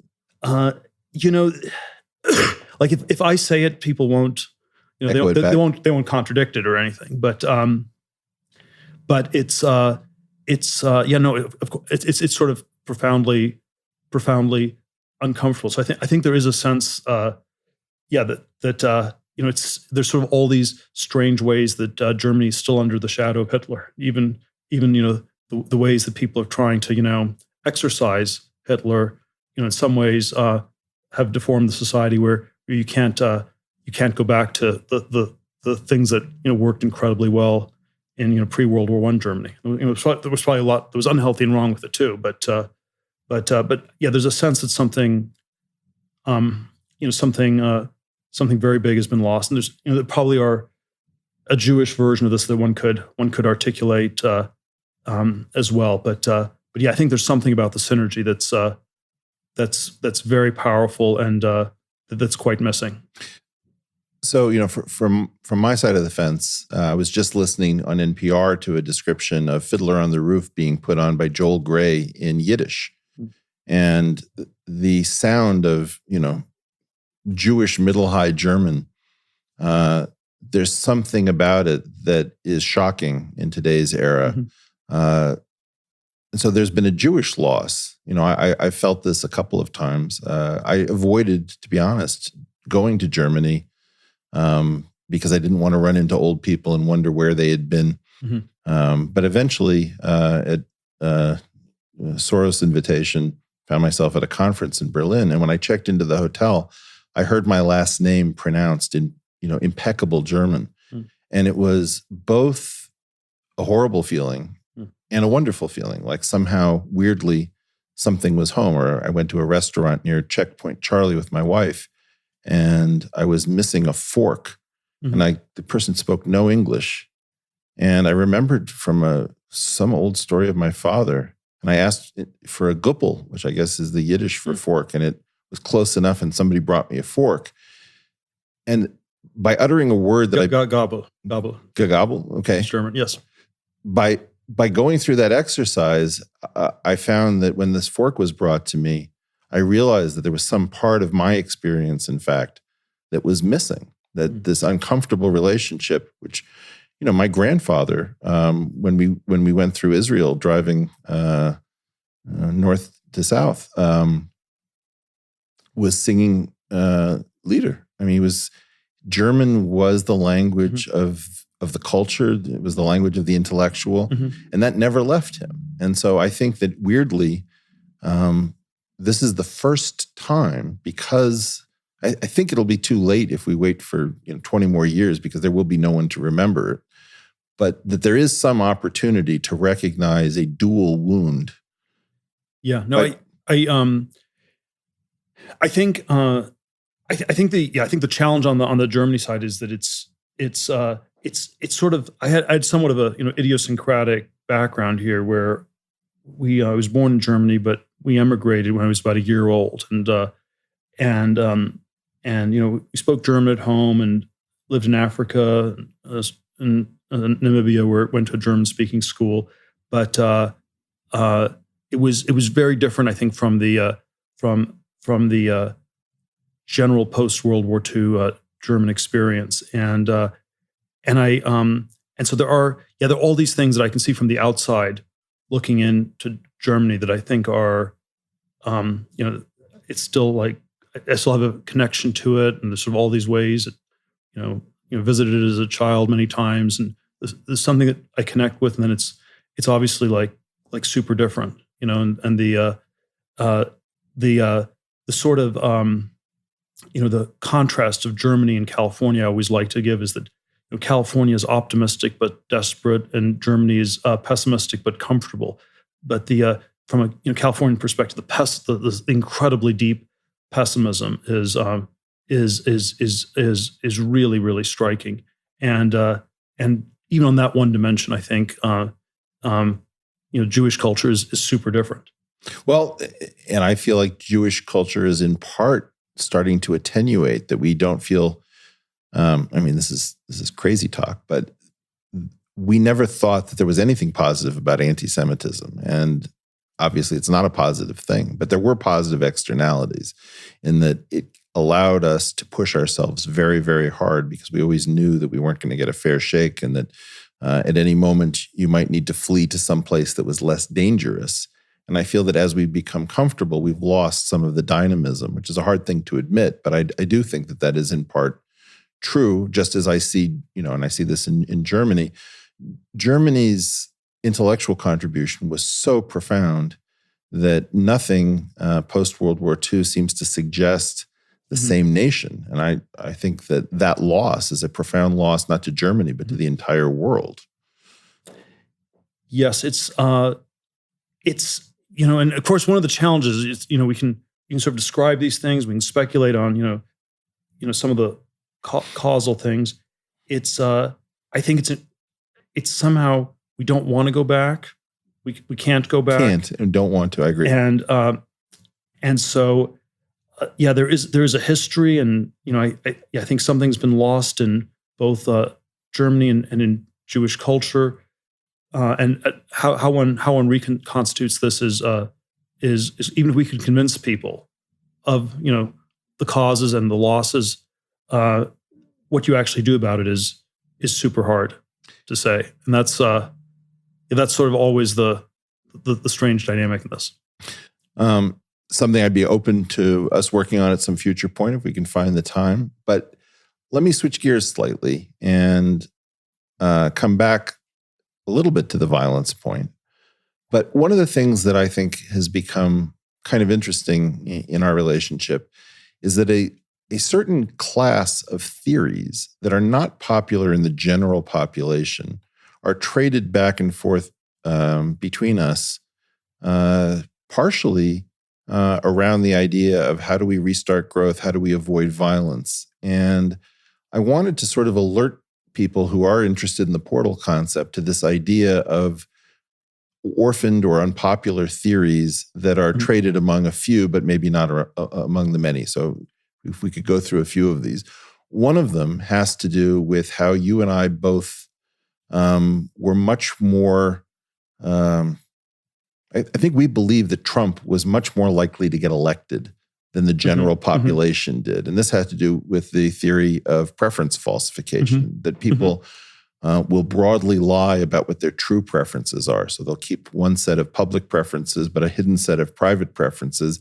And then in our culture, it gets revealed every 4 years, where you kind of have a Schrodinger's cat experiment. You find out where the country actually is.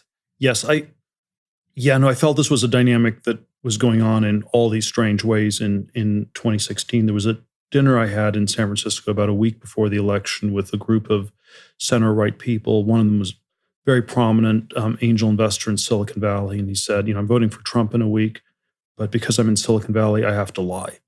And so he was unusually honest about lying. And the way I lie is that I tell people I'm voting for Gary Johnson. So he couldn't say that he was going to vote for Hillary Clinton. Right. Like the facial muscles wouldn't work or something would go wrong. But Gary Johnson was sort of the lie that you could tell.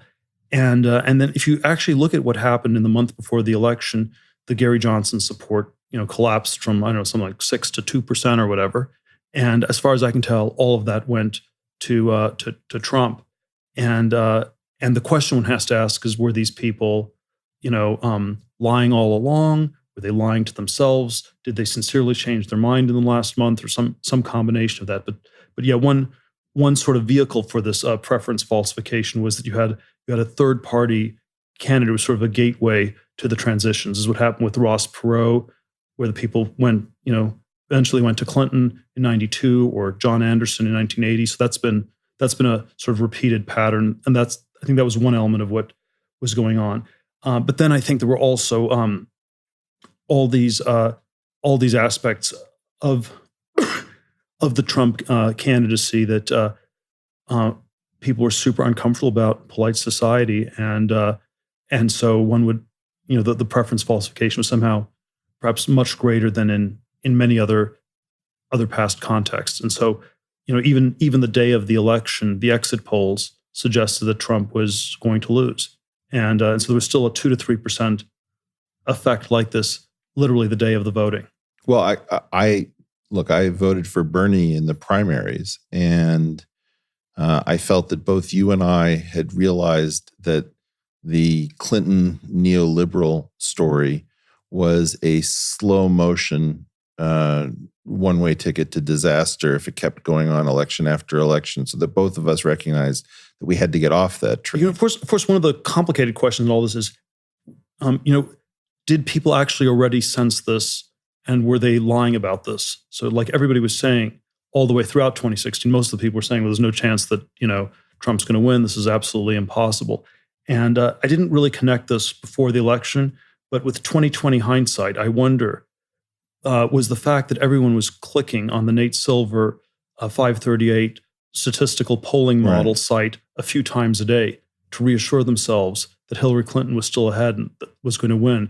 was that some sort of acknowledgement that on some maybe subconscious or barely conscious level, people sensed that it wasn't really as done a deal as they were constantly saying. So there's even a version of that question that I wonder about. Because there was something about the polling that took on this unusually iconic role in 2016. It was so important, and there was no truth outside the polls. I remember there was one of the Democrat talking heads saying something like, Republicans don't believe in climate change. They also don't believe in polls. That's why they're going to lose. And generally, polls are right, but there was something about how all important they were in 2016 that might have been a tell that something was a little bit amiss.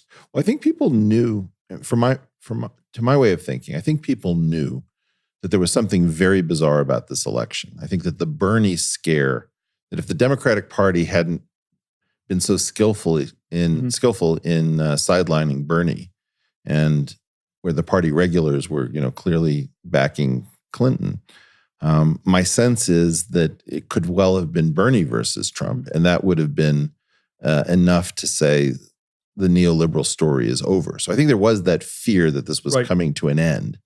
My sense of it was that the major reaction to Trump was sort of a class reaction, that it was, you are rejecting the entire concept of an educated group that knows the right things to say. And, you're clearly sort of not the kind of person who should be in the Oval Office, much more than the issue of whether or not Trump was going to be a warmonger or turn the U.S. into a police state, which, of course, doesn't seem to have happened as of this moment in 2019. Yes. Yes. But I guess what my sense of it was is that people really were shocked. Because I live in a left of center universe. The day after, they certainly pretended to be should. No, there's no. So look, I'll concede your point. They were pretty shocked. They were pretty shocked. But but I still have my question. Why were they clicking on the Nate Silver sites a few times a day? One version of it was, let's say, even if Hillary trounced Trump, but it wasn't enough, that would be a scary thing given what Trump had been built up to, which is a orange Hitler. If you imagine that your country is supporting somebody who thinks all Mexicans are rapists and is going to take the country back to the Middle Ages, it would be very disconcerting if such a person could get 20% of the vote. So I think that the poll had its own significance. However, I think that one of the things about preference falsification is that when you start to believe that this is a robust phenomenon, that all of the economic models that assume that your private preferences and public preferences are the same, you start to see the world very differently. And so this is one of the portals into an alternate way of seeing the universe so as not to get surprised by revolutions. Well, it's always, it's always this question, in my mind, this question of preference falsification, the Tim McCron theory is tightly coupled to this question of, how intense is the problem of political correctness, where, how much pressure is there on people to say things they don't actually believe. And I always come back to thinking that the problem of political correctness in some sense is our biggest political problem, that we live in a world where people are super uncomfortable saying what they think, that it's sort of dangerous. To use the Silicon Valley context, it's a problem that Silicon Valley has become a one-party state, but there are two different senses in which you can be a one-party state. One sense is that everybody just happens to believe this one thing, which is one thing. And then the other one is in which 85% of the people believe one thing and the other 15% pretend to. And, it's sort of like it's a dynamic with super majorities where, in a democracy, we think 51% of the people believe something, they're probably right. If 70 to 80% believe something, it's almost more certainly right. But if you have 99.99% of the people believe something, at some point you shifted from democratic truth to North Korean insanity. And so there's a subtle tipping point where the wisdom of crowds shifts into something that's sort of softly totalitarian, or something like that. And so in my mind, it maps very much onto this question of the problem of political correctness. And it's always hard to measure how big it is. In a politically correct society, of course, we're just saying what we think. We all love Stalin. We all love Chairman Mao. And maybe, we're just singing these songs because we're all enthusiastic about it. And I think my read on it is that problem has gotten more acute in a lot of parts of our society over the last few decades.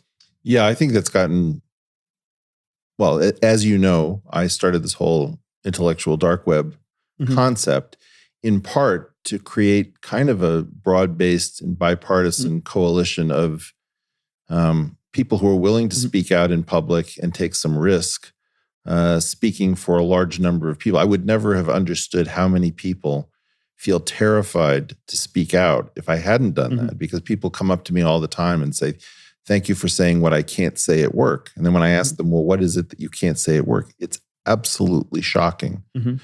Completely commonplace things that are not at all dangerous, not scary or frightening. One of the things I believe, and I don't know whether you're gonna agree with this, is that you start to understand that a lot of the people who are enforcing the political correctness suspect that they are covering up dangerous truths. So, for example, if you believe that IQ equals intelligence, which I do not, I mean, we'll just be honest about it, you're going to fear anything that shows a variation in IQ between groups. If you don't believe IQ equals intelligence, if you believe that intelligence is a much richer story and that no group is that far out of the running, you're not terribly frightened of the data because you have lots of different ways of understanding what's happening. And also you generally find that the truth is the best way of lifting people out of their situation. So I secretly suspect, to be blunt about it, and this is kind of horrible, that a lot of Silicon Valley is extremely bigoted and misogynistic, and it can't actually make eye contact with the fact that it secretly thinks women aren't as good programmers, where I happen to think, Fisherian equivalence suggests that males and females, one protein apart, SRY protein, are not likely to be, they might have different forms of intelligence and different forms of cognitive strengths. But if you don't actually worry too much about an intellectual difference, you'd be willing to have an intellectual conversation that was quite open about it. So maybe I can turn that around as a... let me see. There's sort of a lot of different things I want to react to there.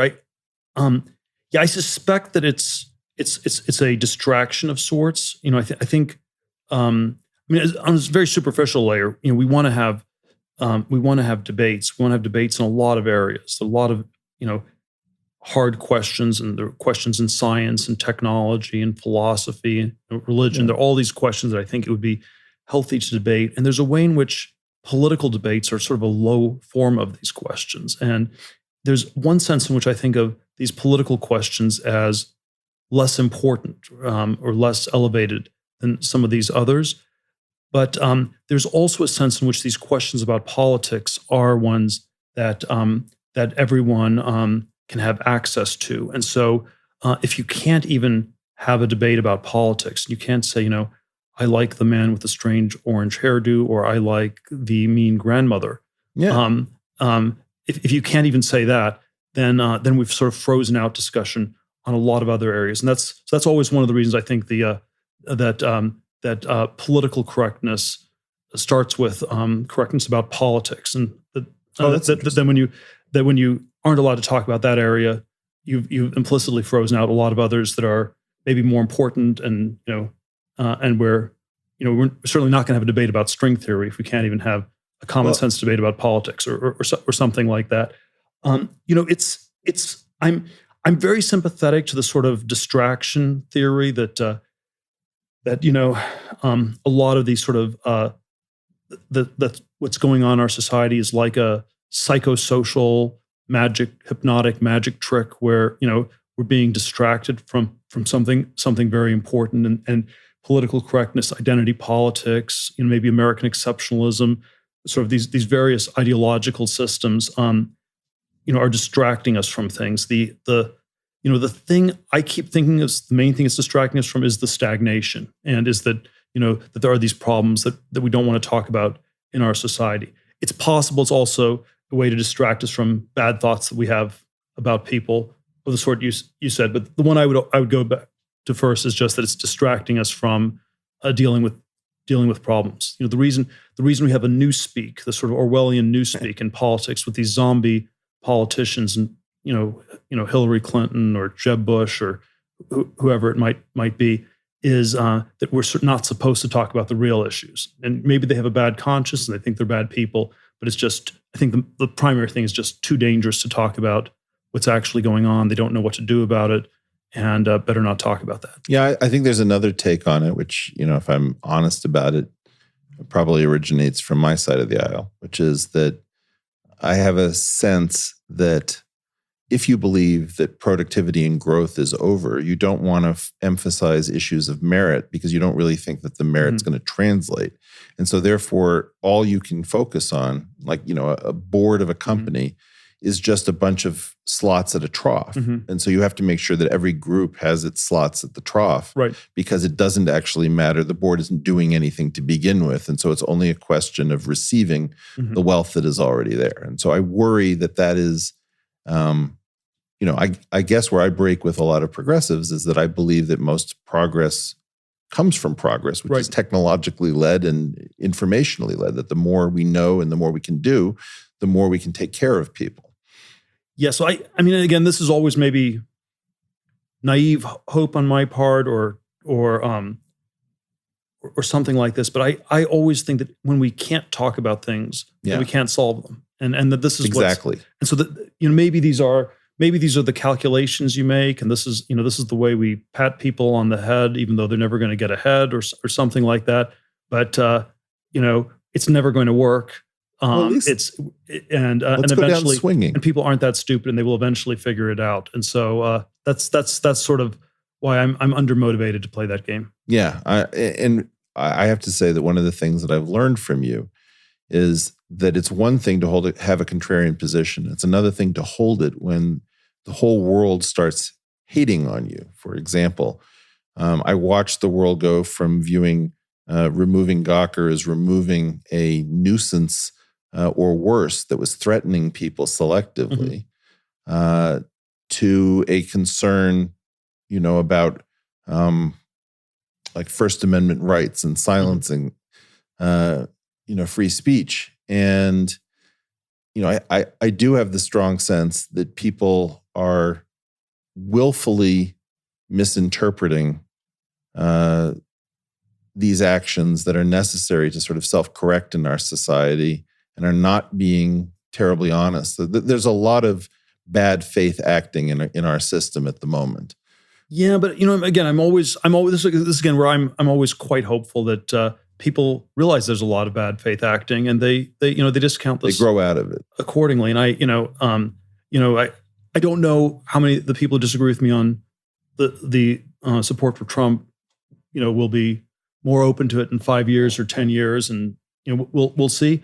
On the Gawker matter, I'm going to win that one, and I think that I think people understand that when it gets criticized by people in the media who have themselves are up against super challenged business models where they have to act in sociopathic ways to get clicks by their readers. Right. That this is just the game they have to play. And I think people there's more of an understanding of this than you think. Well, and therefore, it's not quite what it looks. Well, but there's also a way in which in both of these cases there's the story. I think I was extremely disturbed by Gawker a decade and a half ago, because I think it was a really powerful thing at the time where it worked because people didn't understand how it worked. It was this hate factory, this scapegoating machine, but people didn't see it as such. And because of that, it was super powerful. Once you see how it works, once you understand it, it is less powerful. So, even had I not succeeded in the litigation against Gawker, I think it would be a weaker version of that today, because there are, of course, equally nasty things on the internet, but they're not as powerful because or as well organized. People can sort of there's more transparency into the bad motives, and people get it. And the hate factory only works when it's not perceived as such. Well, I think that there is a way in which some of this stuff is slowing down because people are getting tired of the constant state of beheading, figuratively, of people via their reputations, that we've moved from honest physical violence into reputational and economic violence against people that are considered undesirable. But I think that like there's a story with both Gawker and Trump, which the rest of the world will never see. And I wouldn't have seen it if I hadn't been working with you. In the case of Gawker, I don't think anybody even knows the story about how much you sweated the ethics internally of how do I do this right? How do I make sure that I don't hurt anybody that I shouldn't be hurting? How do I make sure that this represents something narrow and not something broad? Which is a story, so far as I know, that hasn't been told. And then there's the story with Trump, where I don't know if you remember this. When Trump won, you had a gathering at your house and you did not invite me. And I was so pissed at you that even though I was tooth and nail against Trump and I remained really pretty close to a never Trumper, I knew why you did what you did. I knew that you felt that it was a reduction in violence. And I think that you had theories that nobody believed at the time. If I look out at this world out through these windows, Trump has not changed mostly day-to-day life, except for the phenomena of Trump. But it's not, there isn't a policeman on every street corner with an automatic rifle. We're not in some sort of siege from the White House. And you said, I think much less is going to happen than people imagine. And I think we're going to be in a much less interventionist mode than we were previously. And whether or not you were right or you're wrong, and so far I think you've been borne out to be right on both of those points. I knew that you had an idea that we had to shake things up or we were going to be in some very dangerous situation. It was I had two speeches in 2016. One was at the Republican convention. One was at the Washington Press Club about a month before the election. And in both speeches, I underscored the ways in which I think Trump would represent a break from the interventionist, neoconservative, neoliberal foreign policies of Bush 43, that Obama still continued, and that Hillary was likely to would have been likely to continue. And I still think that that's roughly what's happened. It's not been as far away from interventionism as I would like, but it's directionally that's happened. And I think that I do think we're not going to go back to that on the Republican side, which is like a very important thing. We're not going to go back to the Bush foreign policy ever. Yeah, that was an important thing.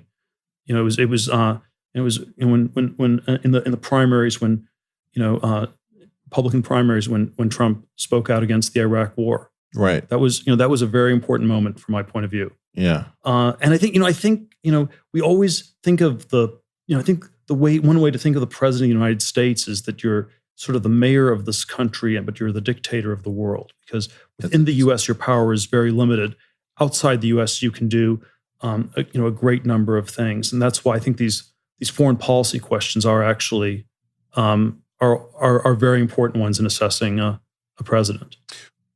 Well, I guess my take on the great danger of Trump was that there were certain sorts of standards and agreed upon cultural aspects, which I've likened to the oral Torah of the United States, where the Constitution is our written Torah. And my concern is that Trump has had an effect on degrading certain expectations, where it does matter how one comports oneself as a president, maybe not as much as some of my friends would like to think. And I do think that we needed some dynamism. But my concern is that it's going to be very difficult to recover from the kind of damage to our sense of what can and cannot be said and done. Not that I did think that we needed to break out of our Overton window, if you will, on many topics. I was just, the way that Trump touched those was not comfortable for me. Yes. Well, look, I don't want to get. Look, I agree. There are certain ways in which President Trump does not act presidential in the way in which the previous presidents And I acted agree that he's presidential. breached things that needed And to then be maybe, said. but then maybe there's some point where Yep. it was too much acting, and the acting was counterproductive. And that's I think there is something extraordinary about how it was possible for someone like Donald Trump to get elected, and probably a useful question for people on both the left and the right would be to try to think about what the underlying problems were, what some of the solutions to that are, and it's I think the left or the Democrats they can win in 2020, but they have to have more of an agenda than just telling the Republicans to hurry up and die. Well, it has to be more than that. This is the thing that convinced me that I didn't get the Trump thing, which was I was convinced that Trump was going to be such a wake-up call that the Democratic Party was going to, go behind a closed door and say, we cannot let this happen again. We have to look honestly at how we got beat, what this represents, what it means, and what we're going to do next time. And the idea that we were going to double or triple down on some of the stuff that didn't work never even occurred to me. I had no idea that party was so far gone that it couldn't actually, if you imagine that he's Orange Hitler, you would think Orange Hitler would be the occasion to think deeply and question hypotheses. And I really have been shocked at the extent to which that didn't happen. So maybe I got my own party wrong on that front. I didn't know that we were this far gone. But yeah, no, I mean, it's I think there's still a lot of time to do that. And I keep thinking that, we are at some point where the distractions aren't going to work as well. I think the big distraction on the left over the last 40, 50 years have been forms of identity politics where, we don't look at the country as a whole, we look at parts of it, and it's sort of it's sort of been a way of I think obscuring these questions of stagnation. Fair enough. What's on the right? I would say the right wing distraction technique has been, I would say, something like American exceptionalism, which that's interesting. Which is this doctrine that the U.S. is this singular, exceptional country. It's so terrific, so wonderful. It does everything so incredibly well that you shouldn't ask any difficult questions, any questions at all. And it's if you want the it's I think it in theological or epistemological terms, you can compare it to the radical monotheism of the God of the Old Testament, where it means that God is so radically unique that you can't know anything about him. You can't talk about God's attributes. You can't say anything about him whatsoever. And if the United States is radically exceptional, then in a similar way, you can say nothing about it whatsoever.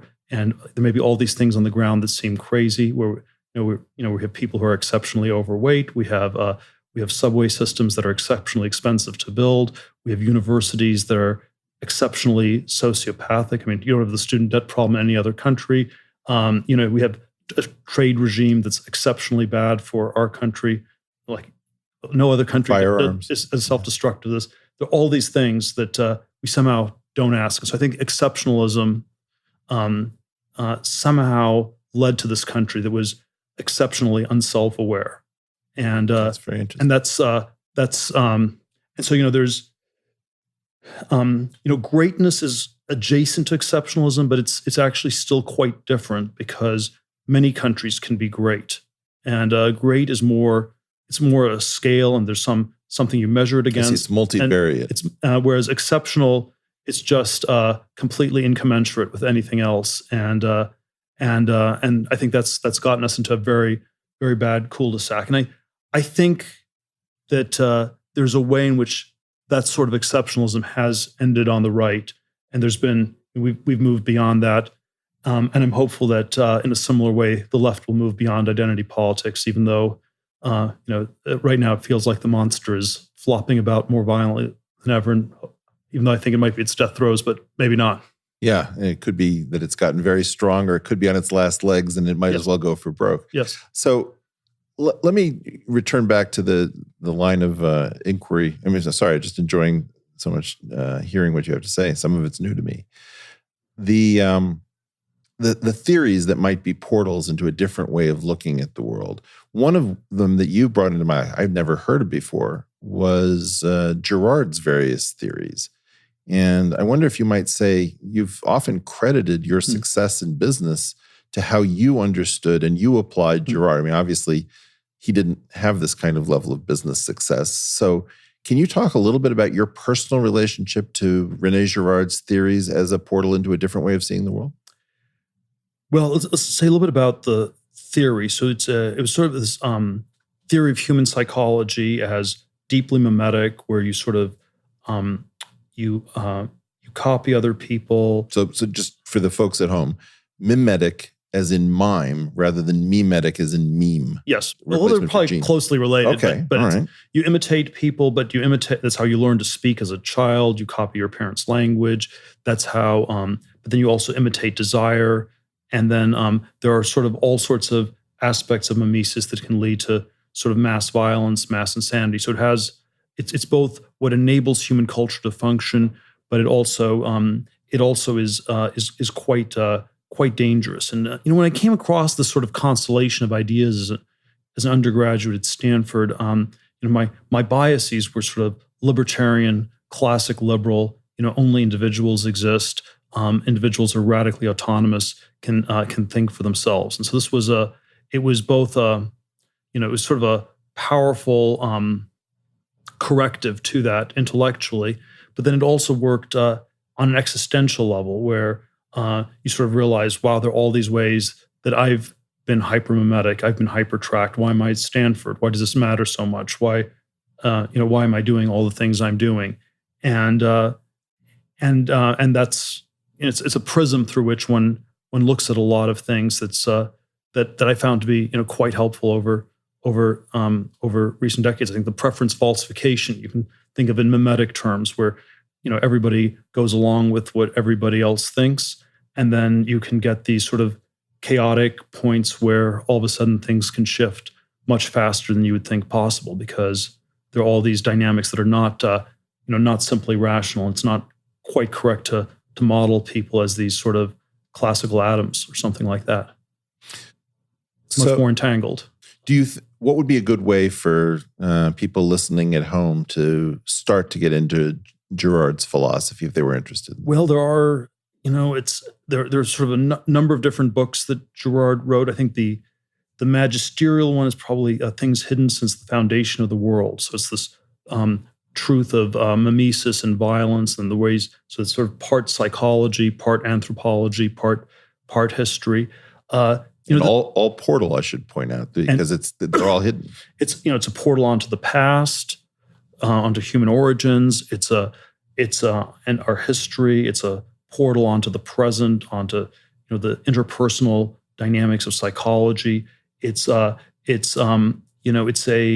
portal onto the future in terms of are we going to let these mimetic desires run amok and head towards apocalyptic violence, where even the entire planet can no longer absorb the violence that we can unleash?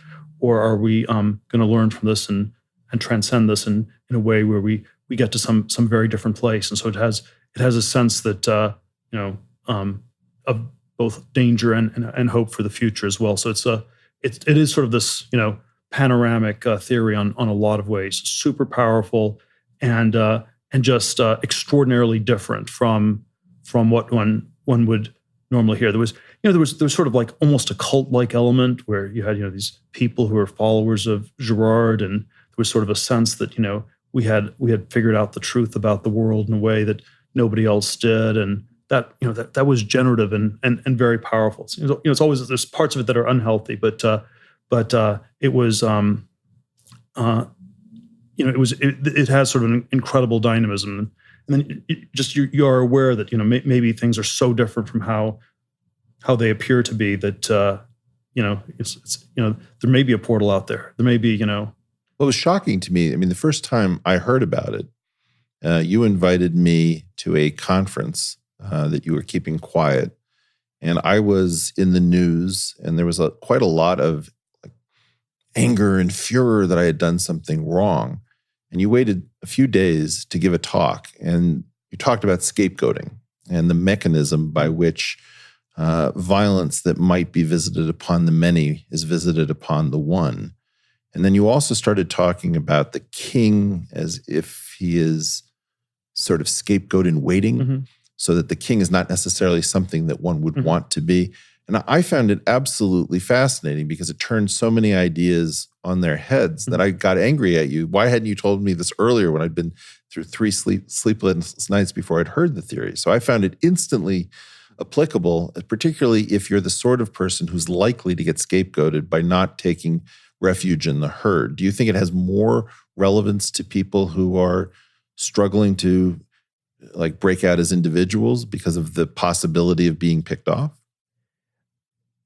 I think, well, I think it has universal. I think it is Universal, broadly true, and so it has some sort of universal relevance. I think the problems of violence and scapegoating are universal problems.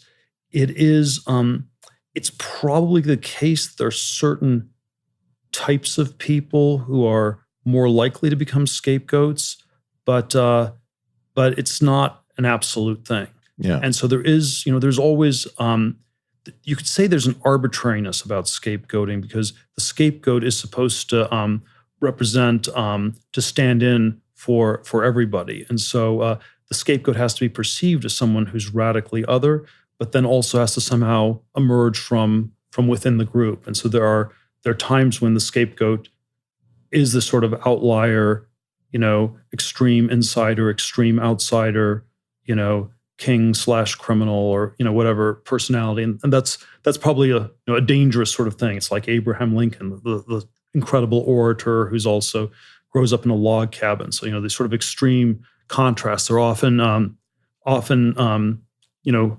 people who are at risk of this maybe more than others.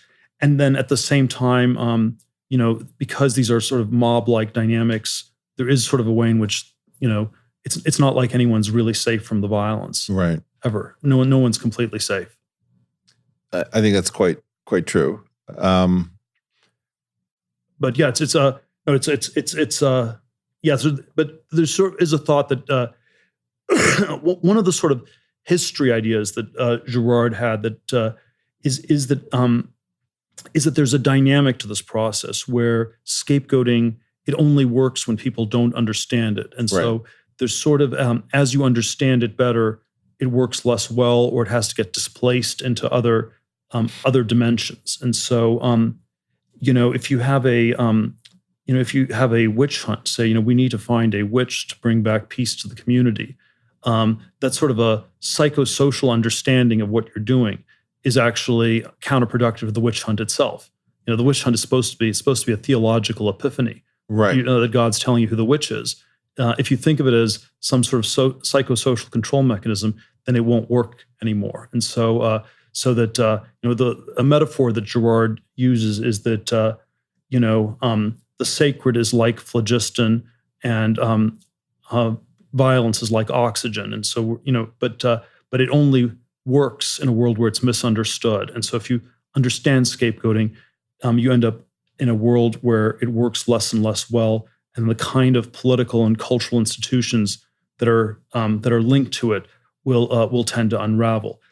I think one of the sort of ways in which this has happened a great deal in modernity is that we scapegoat the scapegoaters. We sort of go up one level of abstraction, and that sort of always makes it a little bit more complicated. And so, if we go after the people who were the historical oppressors, the historical victimizers, that's often a super powerful way, and it's like slightly too complicated. There was a Bill Clinton formulation of this. We must unite against those who seek to divide us, and which is on some level it's self-contradictory. Yeah. But then it's just a little bit too hard for people to fully disentangle, and that's sort of one way that I think it still sort of works, even though it's again, when everyone sees these moves, when everyone understands them, it just doesn't work that well anymore. So it's like saying, would you like me to prescribe you a placebo? In other words, that probably does not work very well. It doesn't work very well. That probably does not work very well. And but then the other part of it that I find terrifying, but also interesting, is that implicit in this framework is that there is a minimal level of violence needed to accomplish an end. And that the scapegoating mechanism, while entirely unjust, has the virtue of being minimal in that the horror is visited upon the individual. Yes. Yes, or the theological terminology Girard would use would be that scapegoating is satanic, and that archaic cultures were a little bit satanic, but not very. And they were sort of satanic in an innocent way, because the violence was actually, a way to limit violence. Violence is both, it's both a disease and a cure for the disease. We need violence to drive out violence, and this is how our societies how our societies work. And then it's not quite clear how things will continue to work. So so you could always say that there's a sense in which, this is super broad brushstroke type argument. There's a way in which you can say that the left is more focused on the unjustified nature of violence, and the right is more focused on how a certain amount of violence is needed for society. And there are ways in which they're both right, and then there are ways in which they're both deconstructing each other. I suppose you could say a nation state contains violence in both senses of the word contain, because that's good. It contains it as it limits it, it channels it in certain ways, but then it's also part of its very being. And you get into all these questions when it's appropriate, when it's not. And that's why I don't like violence. I think it's a very serious problem. But you also recognize its instrumental nature. If you said we're going to get rid of all violence tomorrow, it's going to stop. You'd be talking about nothing. Or I think so. There's no way in which that can. Well, that might require a tremendous amount of violence to enact, or if we're going to have no more violence at all, maybe you'll have just total chaos and a lot of violence in that form. So it's an interesting problem to add. Yeah, there's sort of all these interesting descriptors, but then how to practically translate into action, very, very tricky. Yeah. I think that one of the things on the left that people don't get right, I don't know whether you'll agree with me or not, is that I think we on the left are somewhat divided between two camps. One camp is quite open about wanting to end oppression, and the other camp is cryptic about wanting to reverse it. In other words, you've oppressed for long enough. It is your turn to be oppressed by us, and we are actually envious of oppression. And there is something of a civil war. I mean, I would say this is the way in which the IDW's left wing or left flank is misunderstood, which is that almost none of the left wing members of the IDW are interested in oppressing anybody. So there can be no payback period that sounds like fun to us. And one of the things I hadn't understood until it was said to me quite starkly, progress is messy and you got to break a few eggs to make an omelet.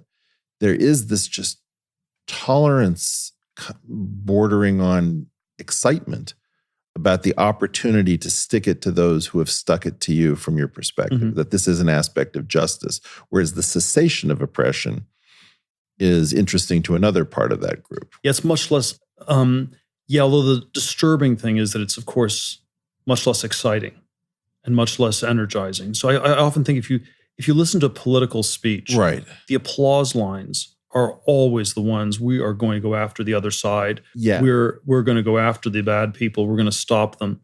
And if you try to construct a political speech in which it was we're going to unite people, we're going to get everybody onto this goal, and there were no bad people, it's almost impossible to have a speech that has any energy at all. Well, so it's let me take issue with that slightly. My excitement, I agree. As a political speech. I understood exactly what you said. So I don't think I'm going to mischaracterize it. I think that the problem is the reason I pour energy into trying to stop the political correctness and the rules about what can be said mostly has to do with the fact that I'm incredibly excited, except I'm excited about something non-political. Like, if what I'm excited about is pursuing technological progress, scientific progress, more people being able to form families, et cetera, that's where the excitement is. It's not coming from the politics. It's coming from what the politics facilitates. And so I think that the problem with these speeches is, if you don't believe that there's something that we're keeping this space clean for, we might as well riot or something, because at least that's exciting and that's got some energy behind it. And then it's my team versus your team. But I think that what both you and I have been look, at some level, anybody as focused on technology as you are is a progressive in the sense of caring about what is actually progress. And I think that the danger comes from when politics becomes your entertainment. And, you read very correctly, and I learned this from you, that when you look at a bunch of candidates debating on a crowded stage, look at where the energy is. And the energy is something that is not, in my opinion, a good indicator. It's not a good proximate for the ultimate that I care about. Yes. Look, I'd like it to be just the way you describe. I just want to. I understand. It often is not.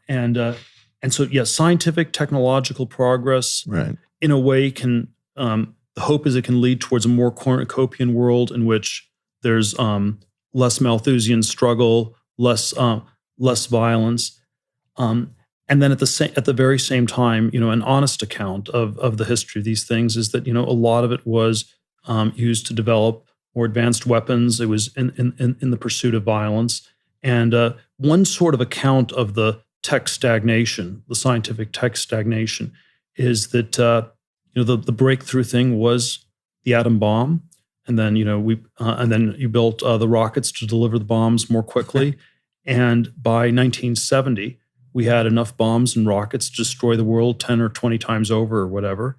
And the whole thing made no more sense. And so if one of the big drivers of scientific and technological progress was actually just the sort of military dimension, when that became absurd, did the whole thing slow down to the space age? And, not in 1972 when Apollo left the moon, but was the key moment in 1975 when you had the Apollo-Soyuz docking? And if we're just going to be friends with the Russians, does it really make sense for people to be working 80 hours, 100 hours a week around the clock? And again, I don't think it's all that, but I think one of the challenges and we should not understate how big it is in resetting science and technology in the 21st century is, how do we tell a story that motivates sacrifice, incredibly hard work, deferred gratification for the future that's not intrinsically violent? Yeah, and it was combined with that in all these powerful ways. Well, so when I think about the way in which the nation, let's say, came around, because I think this is one of the reasons, if you sort of take people, a lot of people deny that there's a tech science stagnation going on. Sure. But then, one of the other things one hears is, well, maybe it's not progressing as fast, but do we really want it to progress as fast? And isn't it dangerous? And isn't it, we're just going to build the AI that's going to kill everybody, or it'll be, biological weapons, or it's going to be, runaway nanotechnology, or, and I don't think we should, dismiss those fears, completely. They're not completely unfounded. Well, the fear is that it's going to make these things cheap and easy, whereas right now you still need a state to do a lot of this work. I mean, Elon Musk is one of the first private individuals with a space program. Yeah, that's a version of it, but I think in general, it's just that somehow you will lose control over the violence. You think you can control it. Maybe it's a large state. Maybe it's autonomous AI weapons, which in theory are controlled by a state, but in practice not quite. And so there's sort of all these scenarios where the stuff can spiral out of control. I I'm more scared of the one where nothing happens. Right. So I'm more scared of like the stagnation world. I feel ultimately goes straight to apocalypse. So I'm much more scared of that. But we have to understand why people are scared of the non-stagnant world. Well, it's a very strange. I mean, boy, there are a couple of threads here that are super important. One of which is that one thing that I sense that both of us get frustrated with is that if you think about growth as necessary to contain certain violence, and you think about growth as largely also being how much fossil fuels you're able to burn, climate is not paired with kind of a reduction in opulence. It's paired on the other side with war.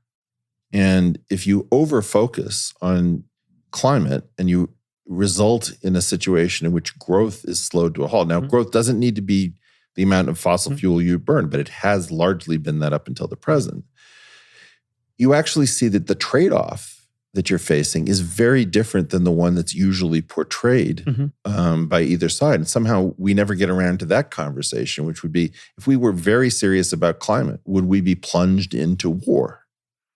Yeah, obviously you can't have an economy without an environment, but it may also be the case that you can't have an environment without an economy. Right. And then if both of those statements are true, maybe the set of solutions, the set of best solutions looks really different than if you just focus on one and not the other. This is why it's so important for me to have environments in which people who don't agree on things but agree on what constitutes a conversation can sit down with an idea that nobody's going to leave the table. So with their reputation in tatters to the extent that they can't find a job on Monday to support themselves, is that you have to actually weigh both of these things simultaneously. And the great danger is people trying to solve either problem in isolation. Well, if one goes with a general climate change narrative that it's anthropogenic, it's the CO2 levels are rising in a way that's dangerous and has a serious risk of some kind of big runaway process. I think always the political question in my mind is what do you do about China and what do you do about India?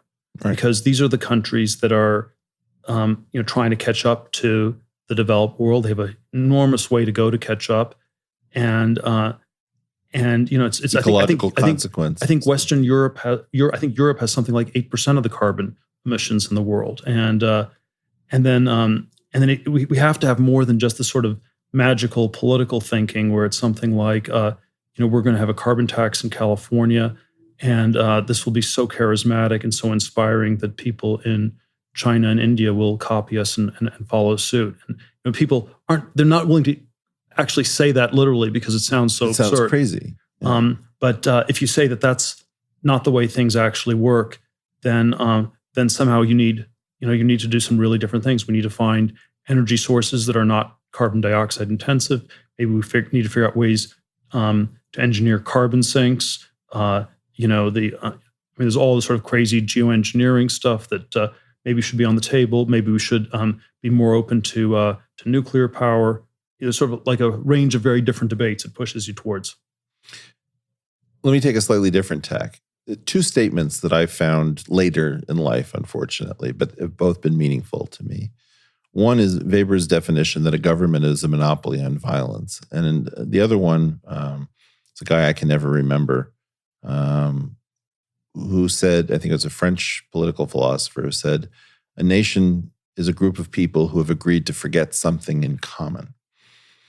And if you put these things together, if you imagine that somehow we've now gone in for the belief that transparency is almost always a good thing and that what we need is greater transparency to control the badness in our society, we probably won't be able to forget anything in common. Therefore, we may not be able to have a nation, and therefore the nation may not be able to monopolize violence, which is a very disturbing but interesting causal chain. Can we explore the idea of transparency, given that people seem to now associate certain words with positivity, even though normally we would have thought about privacy transparency trade-offs, let's say? Yes. Well, I always do think there's a privacy transparency trade-off, and there's always one of the things that's always confusing about transparency to me is there's transparency in theory, which is like this panopticon-like thing where the entire planet gets illuminated brightly and equally everywhere all at once.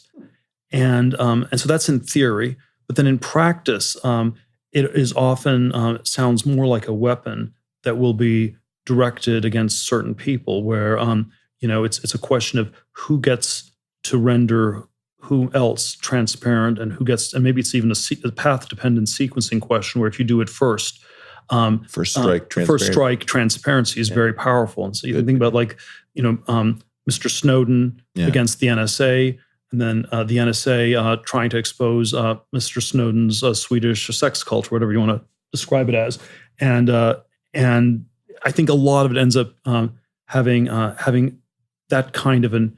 You mean Assange's? Assange. Yeah. Assange. Assange's Swedish sex cult. Assange against the NSA. The NSA against Assange's Swedish sex cult, or something like that.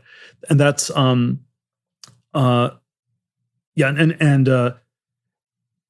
so I think in practice, full transparency it assumes people can pay attention to everything at once or equally, and that seems politically incorrect. But then even if you had this much greater transparency in all these ways, there are all these ways that would seem creepy, totalitarian. If you state it in terms of the problem of violence, right, you can think of the trade-off between transparency and privacy as transparency is we're looking at everybody, and therefore they can't be that violent, but the state may be very violent in enforcing all this transparency. And privacy is, you get to have a gun and you get to do various dangerous things in the dark, and no one knows what they are. And so there's probably more violence on the individual level, but then less control on the state. And it's, again, this question of, are you more scared of the violence of individuals or more scared of centralized violence? And probably one should not be too categorical or too absolute about this, but it can show up in both places, and that's why it's a wickedly hard problem. It's wickedly hard. It does seem to be, and I have to say, I've started to hate the transparency discussion, because if you'll notice, there's a vogue in 2019 for simply saying, well, I believe that sunlight is the best disinfectant, as if that constituted an argument. Now, first of all, one thing that people don't understand is that there are infections like brucella that are actually accelerated by sunlight. Mm-hmm. So it's comical. It's not even true. Bleach is probably a better disinfectant. But the idea that constitutes an argument in our time, to me, speaks to the fact that we're living in a very strange moment where if you go back to Ecclesiastes and the inspiration for turn, there was an idea that there was a purpose to everything. And inclusion or exclusion were both needed. A time to kill, a time to die, a time to refrain from killing. Mm-hmm. There does seem to be sort of an absolutist mania in which it would be hard to imagine writing a song about a time to kill in the modern era. And likewise, I'm not positive that people recognize how imperative it is for a well-functioning government to have places where it doesn't have to constantly account for itself. Yeah, if everything, if you sort of have no backroom deals, maybe that's less corrupt, but maybe nothing gets not functional. Done. It's the U.S. Supreme Court still doesn't televise its hearings, and I suspect that's the right call, even though and so it's always, and so there is something very and I think part of it is that if you know that everything is going to be transparent, you will censor yourself and you won't say things. So it's not like the same thing happens in a transparent way. Maybe it just stops happening altogether. If you're a politician or an aspiring politician, and you want to, you're not going to engage in bold ideas. You're not going to experiment with different ways about thinking about things. You're going to be super conventional, super curated, and so it's not like we get all the benefits of transparency with none of the costs. They come with a very, very high cost. And I do, I do wonder if one of the strange dynamics with the younger generations in the U.S. is that there's a sense that you're just constantly watched. There's this great eye of Sauron, to use the Tolkien metaphor, that's looking at you at all times. And that it would be good if you could act the same way, and if something bad happened, we could take care of you. But if you're always being watched, I suspect it really changes your behavior. It's interesting. In a moment where I wanted to make sure that my son didn't misbehave, I toured him around our neighborhood and pointed out all of the cameras that would track anybody on the street where we live.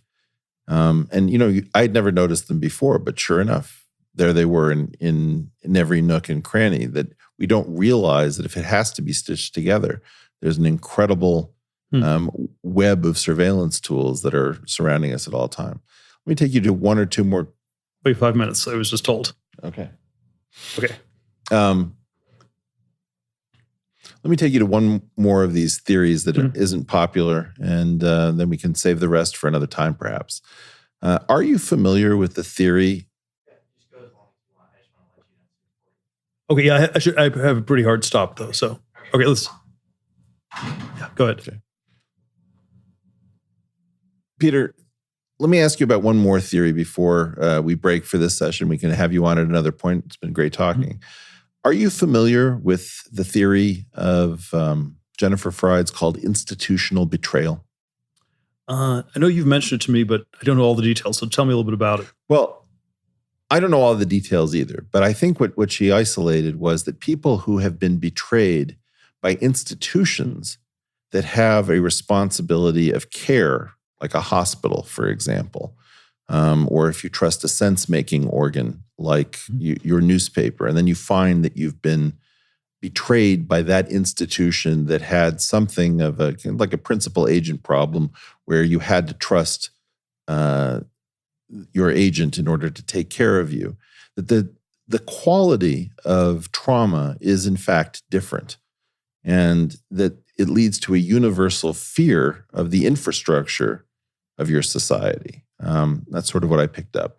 What I was going to ask you about is, given our central belief that there was something about growth that led to universal betrayal by institutions, which has compromised experts in the minds of most people.